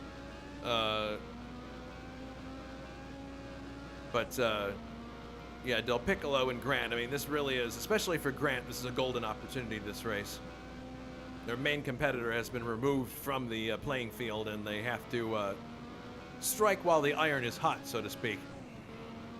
Yeah. Yeah. In any case, I should say that even if Jules is missing this race, the drop scores actually might negate the advantage that the Possibly. others could eventually win here. But we will see. I mean, it's early days now, and you never know. There's several cars that are going to get evolutions towards the end of the year and that. So, Speaking of I mean, evolutions, Jules has the advantage, but doesn't need to be like that in some races. there were other cars that had advantages here. At Lotus, at Canada, Lotus returned to their 1986 rear spec suspension, which had hydraulic jacks on top of suspension mounts. So they're little tiny things. That's the thing about F1 is the cars are constantly being improved upon all the time. Yeah, that device in the Lotus is actually simulated here in our mod, even if in a somehow hacked way, so to speak. But the Lotus has a leveling suspension, a self-leveling suspension, that was intended to allow to lower the car once it had used up. Whoa! Grant Ridal is nearly stopped in the straight. What's close to going the on? pits. He's stopped. What happened? Grant Ridal has stopped the car. Is that engine? 0 RPM. Yeah, that's a It's dead engine. My goodness, into the lead goes Juha Boss. Second now, Ray Ridal. Third, Gabriel Del Piccolo. Fourth is Grant Ridal, but he's going to fall down the order very quickly. He must be in complete disbelief. Yeah, he pulled off the circuit right away. He knew what was wrong. He knew it was terminal. Oh, goodness. But can you imagine the cheer that is coming up from this crowd right now as Juha Boss in Ferrari number 27, Gilles Villeneuve's old number, is leading at the Circuit Gilles Villeneuve, the Canadian Grand Prix. The crowd, as he meets each grandstand, will be going berserk. There's also a strong Tifosi presence in Montreal. So they'll be excited for all kinds of reasons. So Juha, now the gap between him and Ray is 13.3 seconds. And we're on lap 42 at this point, just about ready to start 43. Incredible. Gabriel now has to be asking himself, should I back off? Should I take better care of the engine if this happened to my teammate? Because he saw him. He would have driven right by him at the time that he was pulling over. So he would have had a clear... let me tell you, meanwhile, that the last lap from Ray Vidal was a full second quicker than the one from Juha. And it was a 129.5. And Really? Ray, on the previous one, had done a 128 dead. I mean, the car has a lot still up the sleeve. Well, that would be incredible if Ray was able to contend for the win here, but there's a long way to go. That's 12.6 seconds now is the gap. And Gabriel has got to be really wondering now about his car. Okay, and I can confirm you now because there's a strike of laps. I didn't know if it was just coincidence of lap cars or not, but Juha Boss is settling into 130.5, whereas Rai is settling into 129.5, which means there is a full second difference that Rai is gaining every lap to Juha, if things stay as they are now. Yeah, which is a big if. If I were Del Piccolo, I would be very, very cautious. Because we've seen what can happen. The leader out of the race in dramatic fashion. Mark Whitman, by the way, with this attrition, has moved up to 4th place now. He's actually ahead of Jonathan Asserclint, which is surprising. I would have figured Jonathan would be further up. I think it was the pit stop that made the difference, because Jonathan exited the pits very slowly, if you remember. Yes. So Whitman now in 4th place in this one-off drive for Lotus. Showing prospective employers what he can do with the right equipment.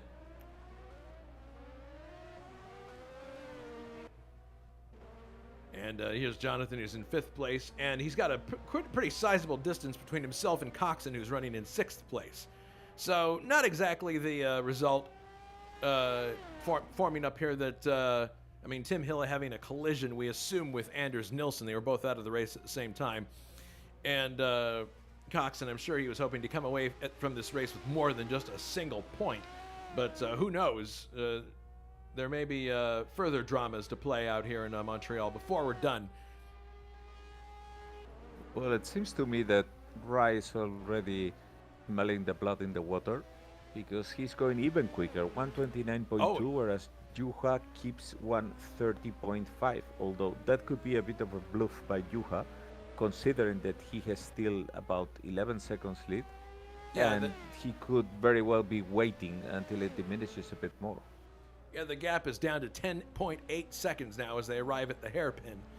So, Radal's definitely gaining, but you're right, Juha's got all that time in hand, and when he needs to respond, he may simply just respond and drive a bit quicker. We'll see. He may just be resting a little bit, trying to... If things continue like this, by lap 53 or something, Rai would be completely right behind Juha.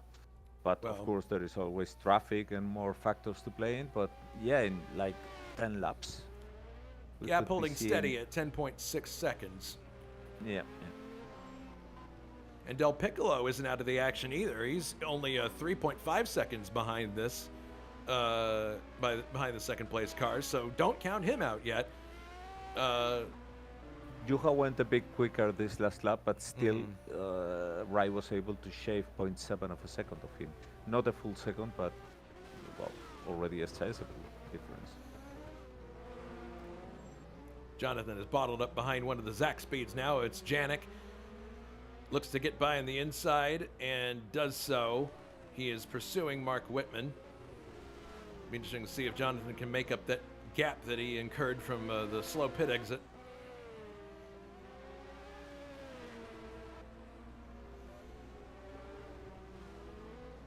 The next race that follows this one should be a real equalizer as well. We've been talking a bit about it, but just for those of you who joined in late, coming up on the 16th of April, I believe. Yes, is the 5th Detroit Grand Prix. Manhole covers, concrete walls, tall buildings. We've got it all here in Detroit. So that'll be round 7 of 16. Ain't no party like a Detroit party. Or as they like to say, a Detroit party. Locals like to stress the first syllable a lot. So that's coming up. The 16th race will start at 2000 CEST and will likely be on the air 15 minutes prior to that. Yeah, look at this. Jonathan is definitely closing on Mark Whitman. You can see it for yourself right there. Mark is in trouble. Actually, Jonathan sweeps right by him on the outside going into the first turn, and he's going to make it stick easily. Nice job by Jonathan there. He just sweeps by. And that looked like some boost encouragement there, but he, with authority, has taken 4th place from Mark Whitman. Yeah, sometimes it's all just about being there in the right place, right moment. And capitalize from the errors of others. Taking and advantage as you say, I guess that lack of concentration and tiredness is starting to kick in. Oh, it's amazing when that starts to happen, because you have moments of lucidity where you know what's going on, and then it'll drop suddenly. When you go into a corner, you'll make a mistake, and you felt fine, and then suddenly. But it is so easy to let your mind wander. Gap is down to 8.5 between Juha and Rai. Well, this is going to be quite dramatic. We should remember that this race was won by Michele Alberto in a Ferrari. I don't know if it was 1986. Oh, no wonder. I mean, Rai is already venturing into the 128s. 128.4. Juha's response was actually 129.7, which is quicker than what he had been doing so far. But still, I mean, the distance is ranking quickly here. I mean, I think that at this point, the calculations of the fuel towards the end of the race are starting to become very evident for everyone. And Juha is like hitting a kind of a wall there, because he knows he can be going quicker, or he will be running out of fuel. But Rai seems to be confident on the Porsche management of his engine, and he's really stretching the legs of that McLaren now.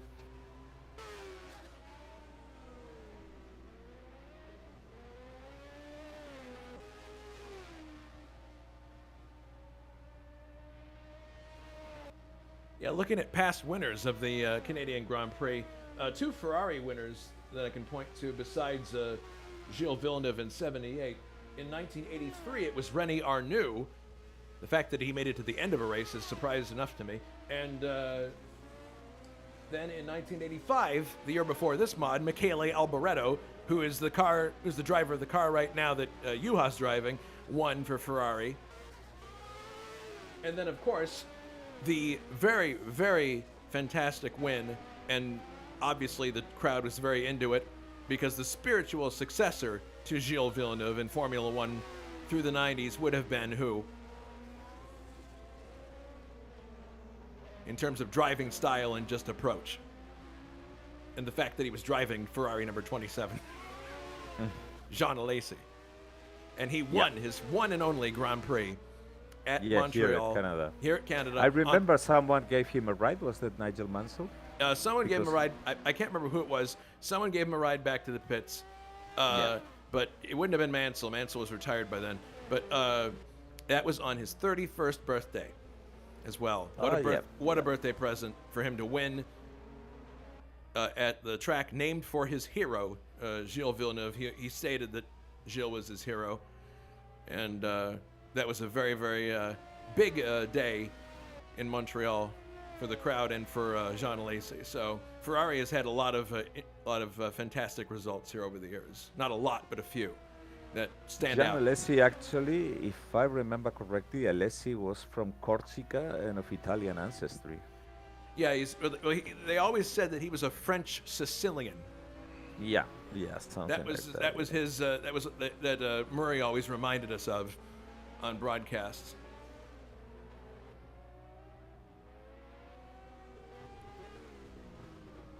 So The gap is 8 seconds now between Juha and Ray Radal, kind of leveled out there.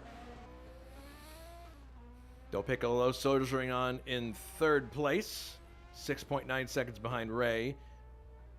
Jonathan now is caught up with some lapped cars, but seems to be doing okay. Sweeps down the inside of one of the Barclay Arrows BMWs, and he's driving an excellent race.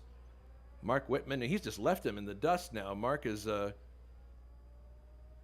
good distance back now from Jonathan in 5th place, and Coxon firmly ensconced in 6th place. His nearest competition is John Team, who is 22 seconds behind.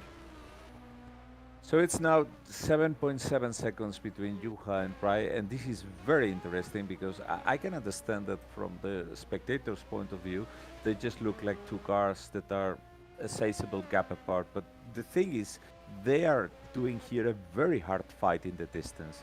And this is a fight that will only culminate later on when we see what will happen towards the end of the race, if the strategy of everyone has paid off, if the rhythm that Rai is keeping is a bluff, or if he really can keep it till the end, and if Juha can actually keep that rhythm to try to at least break the progression of Rai, and if he has something up his sleeve towards the end of the race. Because, you know, sometimes when drivers are very thinking, they bait the other driver into wasting a lot of fuel thinking he can get close, but then at the end they crank up the boost and they leave him behind. So this is very interesting, actually. Yeah, it's hard to tell whether it's Juha just taking it easy, or you're right, maybe baiting Ray into turning up the boost and using more fuel than he should. But it'll be interesting to see how this plays out. We've got less than 20 laps to go now.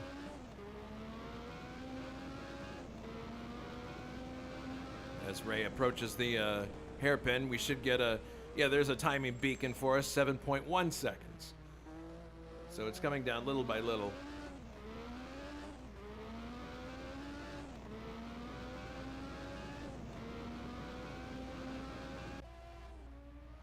Let's take a look further back in the field here at some of the other runners. As we mentioned, Gabriel is 3rd, Asserclinth is 4th. Did I see some smoke coming from Jonathan's car there? I hope I was wrong. No, he's fine. Mark Whitman is in 5th place. 6th is Richard Coxon. 7th place and lapped is John Team, who's having a good run. Just outside the points, unfortunately for him. 8th is Jan Kowalski, who I believe this is a guest drive for him. He's driving in place of Cesarius, and Yes, so he's having a nice showing in 8th place. 9th, Ruben Fernandez, who is keeping the Zach speed going. Very good run for him. He's had a few DNFs through the series so far, I think, and hasn't had a chance to do much with this car yet. And he's actually running ahead of his teammate Janik at this point by 2 places. Then Peter Hlavich is running in 10th with the Barclay Arrows BMW.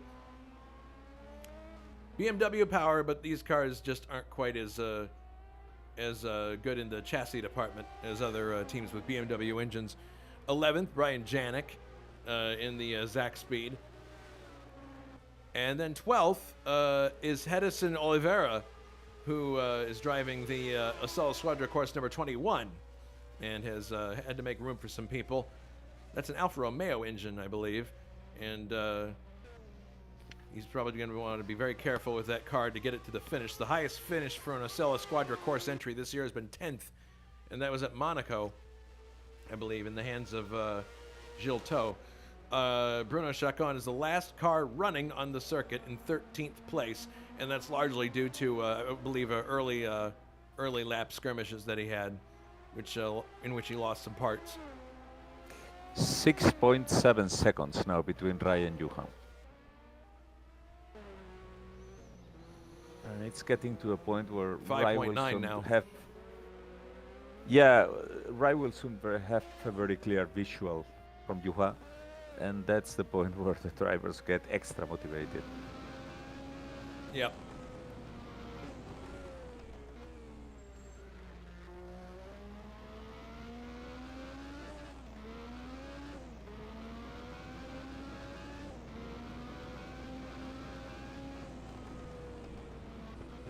coming up to lap John Team now.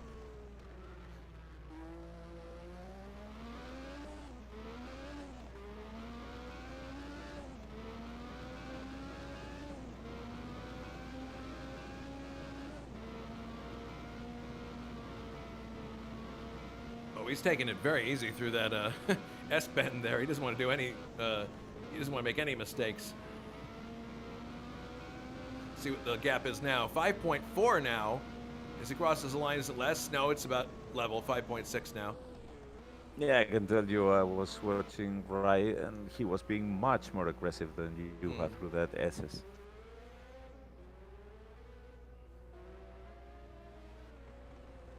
Your point about the drop scores is an interesting one, because I hadn't considered that. There's John gets right out of the way of Ray.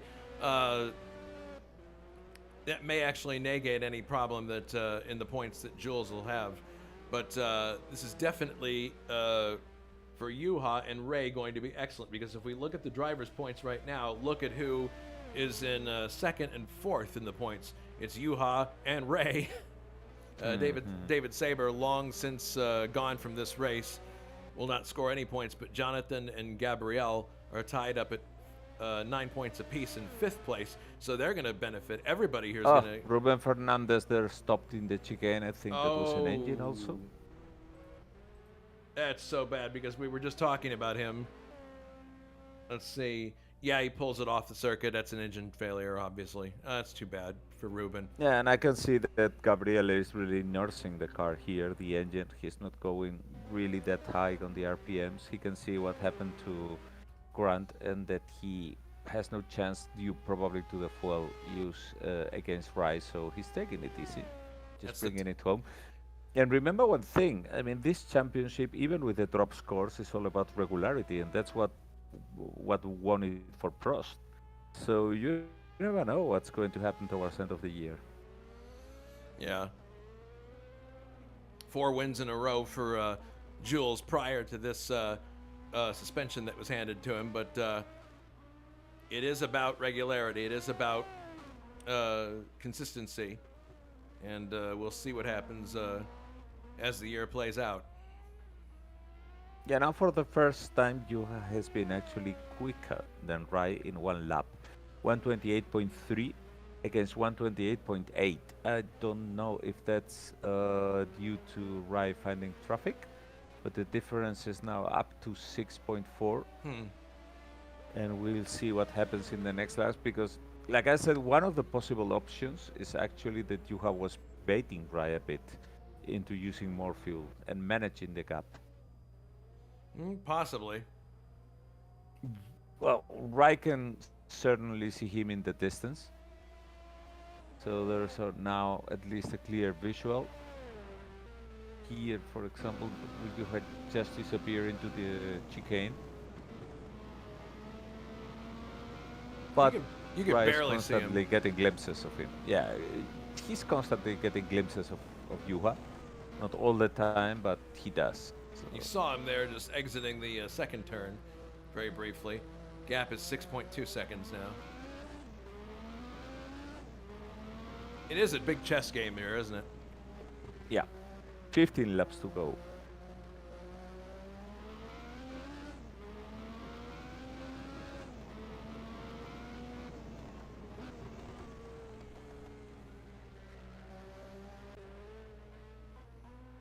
Not a lot of cars in contest at the moment.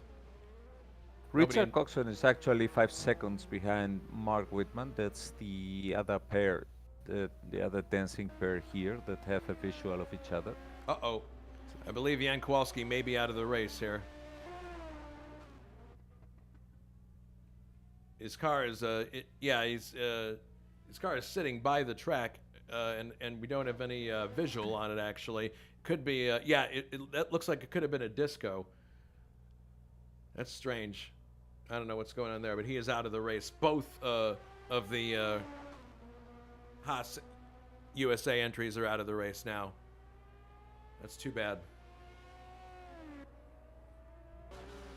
No, Juha definitely has decided that he doesn't want anything that is out of his control towards the end of the race, and he's going quicker. Well, in the meantime, Coxon might be closing in a little bit on Whitman. You can see him at very far away there. In between them is Hedison Oliveira. Yeah, there's 4 seconds between them, and Richard is indeed going quicker. They are both going rather slow. It's clear that they are saving fuel, but Coxon is certainly going about half a second quicker, and he's approaching. 5.4 seconds between Juha and Rai now.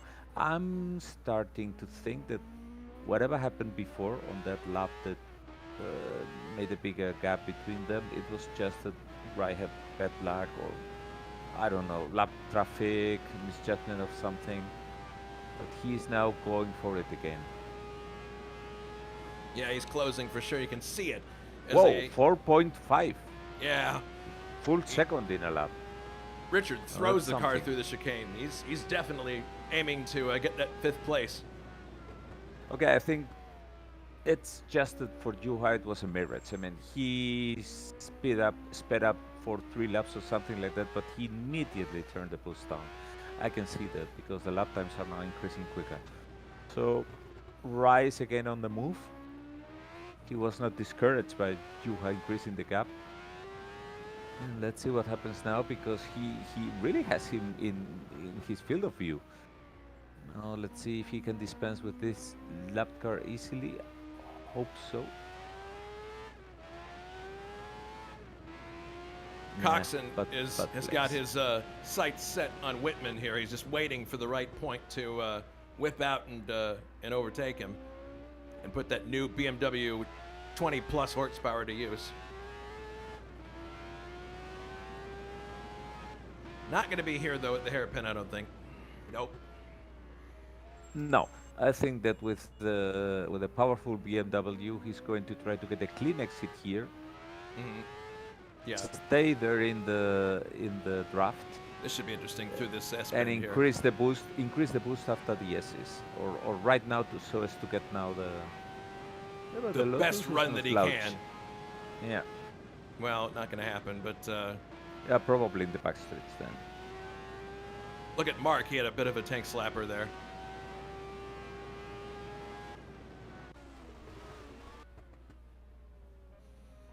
Coxon, having complained about this car in the earlier rounds, how it just was not doing what he wanted it to do, but I think he might have missed a shift there, actually. In any case, he's closing on Whitman, and he could have a battle for 5th place here.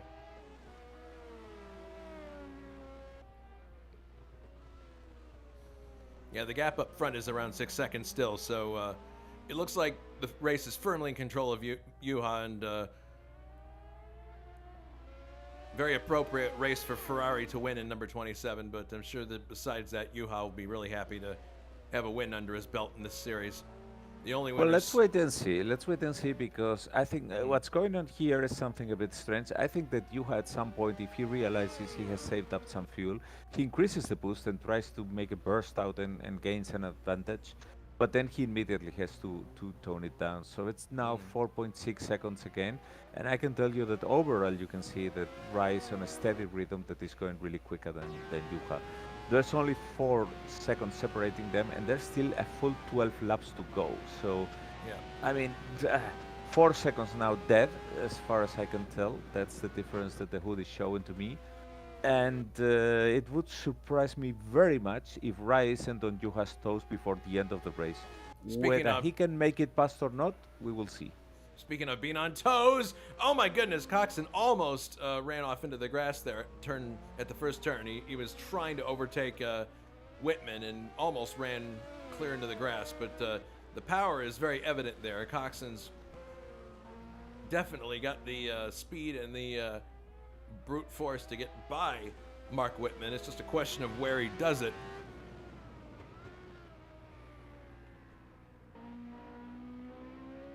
Yeah, they are now in the section that favors the Lotus more. Yeah, absolutely. Yeah, very agile car with lots of traction. So, but once they are past this combo, I think that flat out section That comes Yeah, after the this run, different. run to the hairpin. So it's You're Yeah, but- absolutely but- you're absolutely right. This run coming up after the hairpin is where Coxon can turn up the boost and possibly get by. Smooth exit. See if he turns up the boost after they get out of this S here. Right here, turn it up, turn it up, turn it up. Yep. He's definitely making a go of it, but not enough room. So that would probably be the preferred way for him to do it, but I don't think he's. Whitman's doing a great job holding his position here. Remember that Renault is also a very powerful engine. Yes. I mean, the only issue is that it wastes a lot of fuel, more so than the BMW even. So, I mean, if they are both increasing the boost, then Richard, even if he has a bit of an advantage, I don't think that he has the space to make it through. But the thing is, how long can Whitman crank up the boost without running out of fuel at the end of the race? Yeah, another big question. Look, he's right with him now. And this is on the part of the track that should favor the Lotus.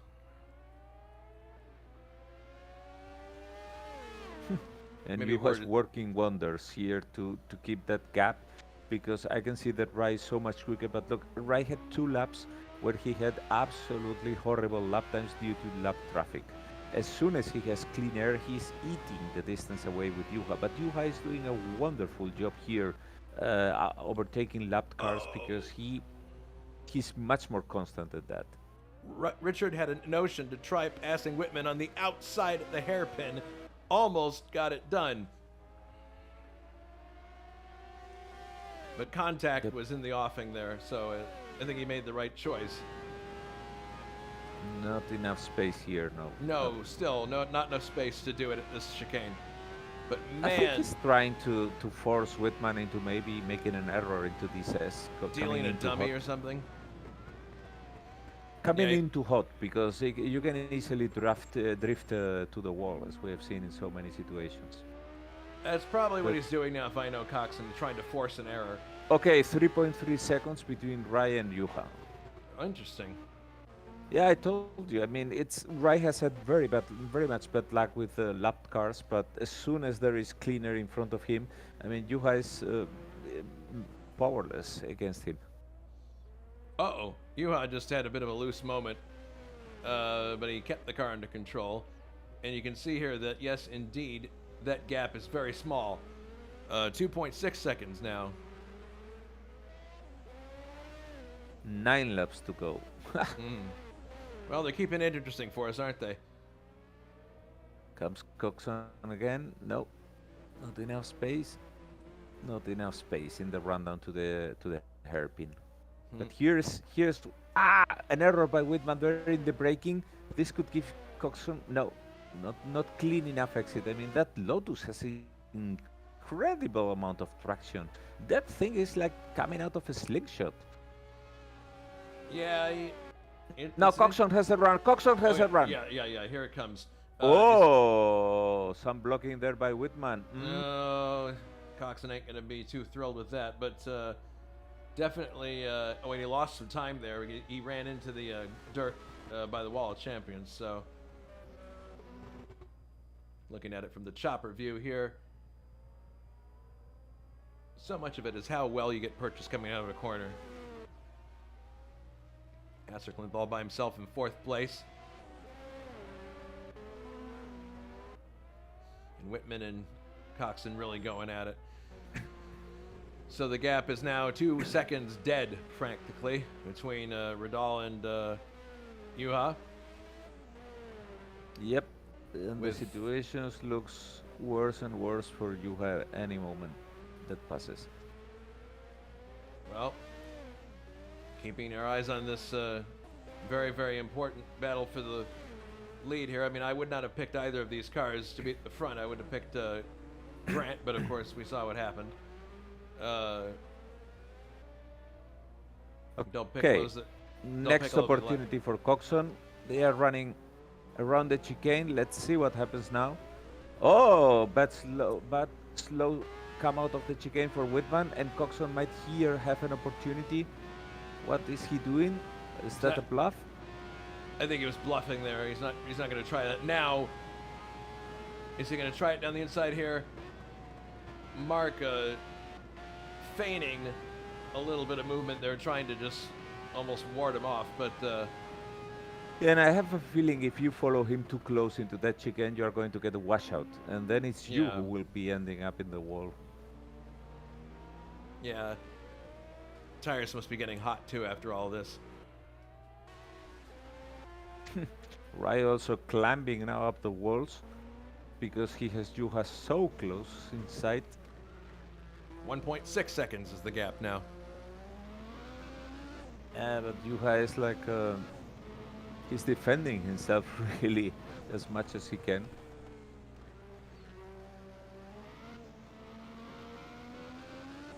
And remember one thing, as we have said so many times, one thing is arriving there and a very different one is overtaking. Yes. And guess what? There's traffic now. They've got two Oh, cars. yo. There's two cars in front of him here. So They- if Juha can negotiate the traffic better than Wright, that would give him a bit of a relief. Let's see what happens because that's Coxon a has made it hairpin. into sixth. Coxon's made it into fifth. Just happened. Let's look at a replay. It's actually those both that they are getting to. He got it done. It looks like before they even got to the hairpin. Yeah. Run it back here so we can see. But Coxon was going to get it done at some point. Finally did.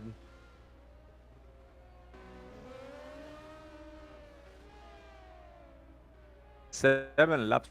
It was a mistake go. on the part of Whitman's part. On the part of Yeah. Whitman's part. The Department of Redundancy Department. Whitman made a mistake coming out of one of the chicanes, and Coxon swept by into fifth place. So that's what So happened. Bryce now in the good position. Let's see what happens now.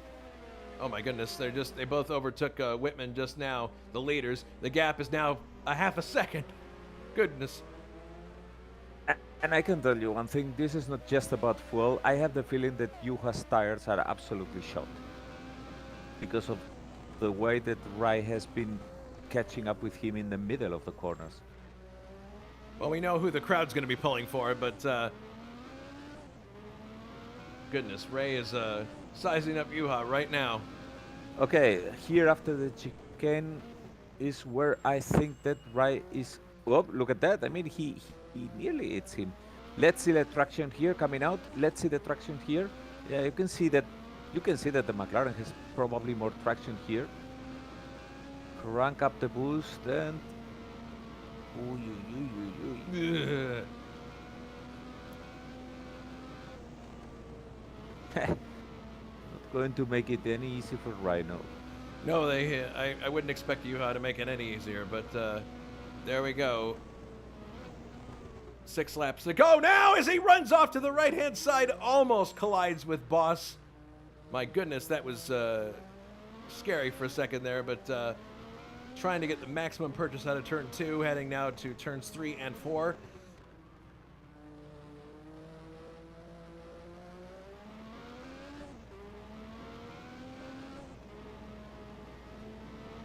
And they are catching up with Coxon. That's Coxon ahead, yeah.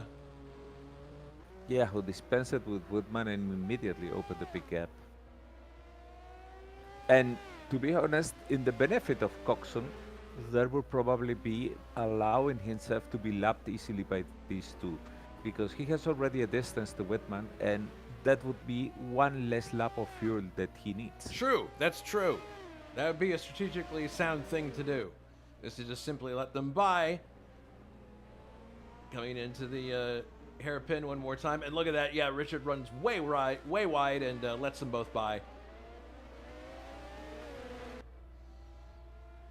Straight up fight now between Radal and Juha with only a few laps to go here in the Canadian Grand Prix.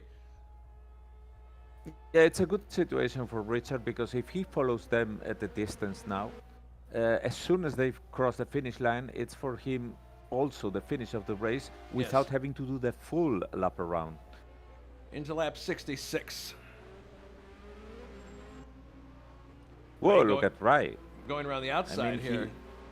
he even has the margin to go to look for the outside of the corner. Those tires have for sure much more grip than the ones from Yuha.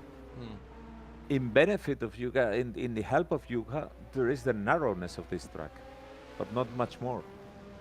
Yeah, that is the best friend that Yuha has right now, is the size of the track.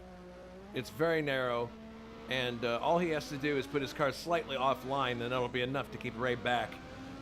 But yeah, the speed of the Ferrari seems also to be enough to prevent being overtaken in the straights, but in the corners he's so much lower. But that's where the narrow track comes to play. reminds me of the battle between Senna and Mansell at the 92 Monaco Grand Prix, where Mansell had a tire going away, had to stop late, and he came out, and he clearly was faster than Senna in the closing laps, but all Senna had to do was just hold his line and drive like he normally would, and Mansell just couldn't find a place to get by. Senna was expert at keeping him back there. I think same situation also between Michael Schumacher and Fernando Alonso. Fernando Alonso being in front, and I think it was also here in Canada. I don't know. When Alonso in the Renault basically held him up easily for many laps and won the race, even if the Ferrari was so much quicker.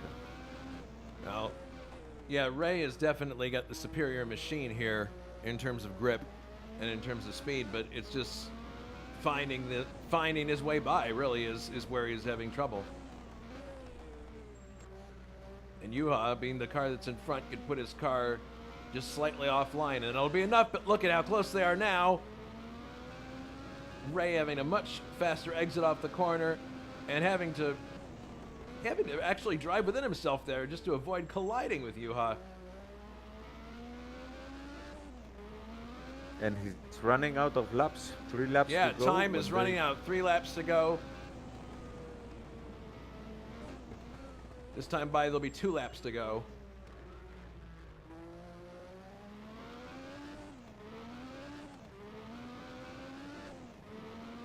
And look at that. Boss pulled out a huge advantage there. I wonder what happened there. Probably Rai, with all the effort that he did, is now starting to have to cut a bit back on fuel. And he was leaning more on the advantage the car has in corners.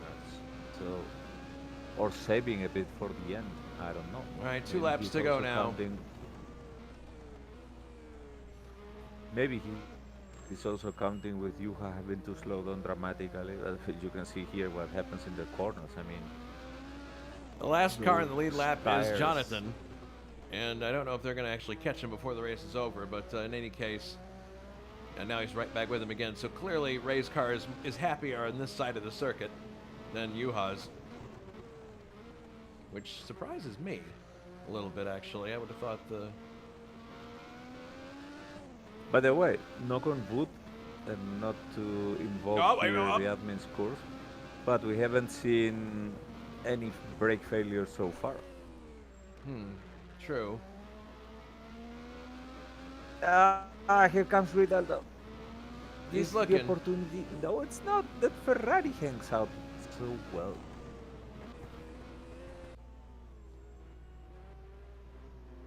You can hear the crowd cheering here. They're enjoying this battle between their spiritual leader, Yuha Boss, and Ray Radal in second place. Coming down, ready to start the final lap now of the Grand Prix Labatt du Canada. As they come out, oh, they're right with each other now. Here comes, he comes. No. Down the outside. I don't think it's going to work, but man, he's right with him. No, he's trying to get leverage here. Incredible battle between these two. Oh man, there's just nowhere to go. Well, if Ray's got anything left in his bag of tricks, the time is now.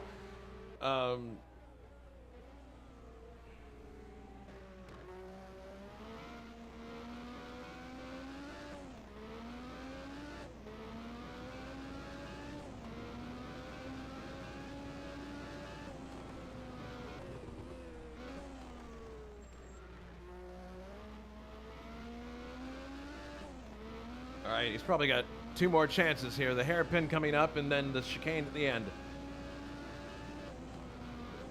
Around the outside goes Radal. Yeah, that Trying to have a look, but- Yeah, he wants that leverage for the clean exit.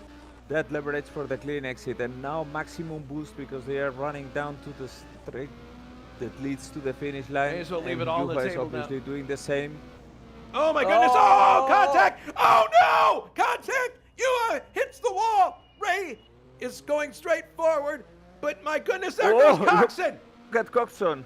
Coxon goes by. That was not a pass for position, but there's damage now to Ray's car. He's limping. Juha is coming to the line, with a damaged car, not the finish we would have expected. But Ray has lost his wing. But the checkered flag comes out. Forza Italia, Ferrari wins the Canadian Grand Prix. Juha Boss behind the wheel. Whoa, and Ray pulling up alongside as if to say, I'm sorry. My goodness. So Juha limps across and takes the win. Ray Radal in second place. Third, Gabriel Del Piccolo, who has just now crossed the line. He managed to keep the car together. Johnny Aces coming home in fourth place in the Ferrari. So a very good day for Ferrari all in all. Richard Coxon with that new horsepower in the BMW engine. Looks like he's going to finish in fifth place here. He's got a lot of time on John Team. Somebody... Yeah, but look what happened here. I mean, because he overtook both of them due to the incident, he has now to do the full lap around. Whitman is all the way down in seventh place. He's had some kind of an incident. And John Team is well, I think he's already crossed the line. He's in sixth. But Whitman had something go wrong before he got to the end here and got overtaken by... this is strange. Yeah, he was missing a front wing and got overtaken by Coxon. So Whitman, after a very promising day, finishes in seventh place. And he's limping his way to the finish line. Eighth, Peter Hlavich. Ninth for Brian Janik. 10th for Bruno Chacon in a nice recovery drive. 11th for Hedison Oliveira in the Osala Squadra course. Nice finish for him. That is the last car running at the end of the race. So I believe we have someone in the booth from the race. Is it Juha? That's correct. Well, congratulations on winning the Canadian Grand Prix in Ferrari number 27. That has quite a lot of significance to it, just in numerology and in team and racetrack, of course.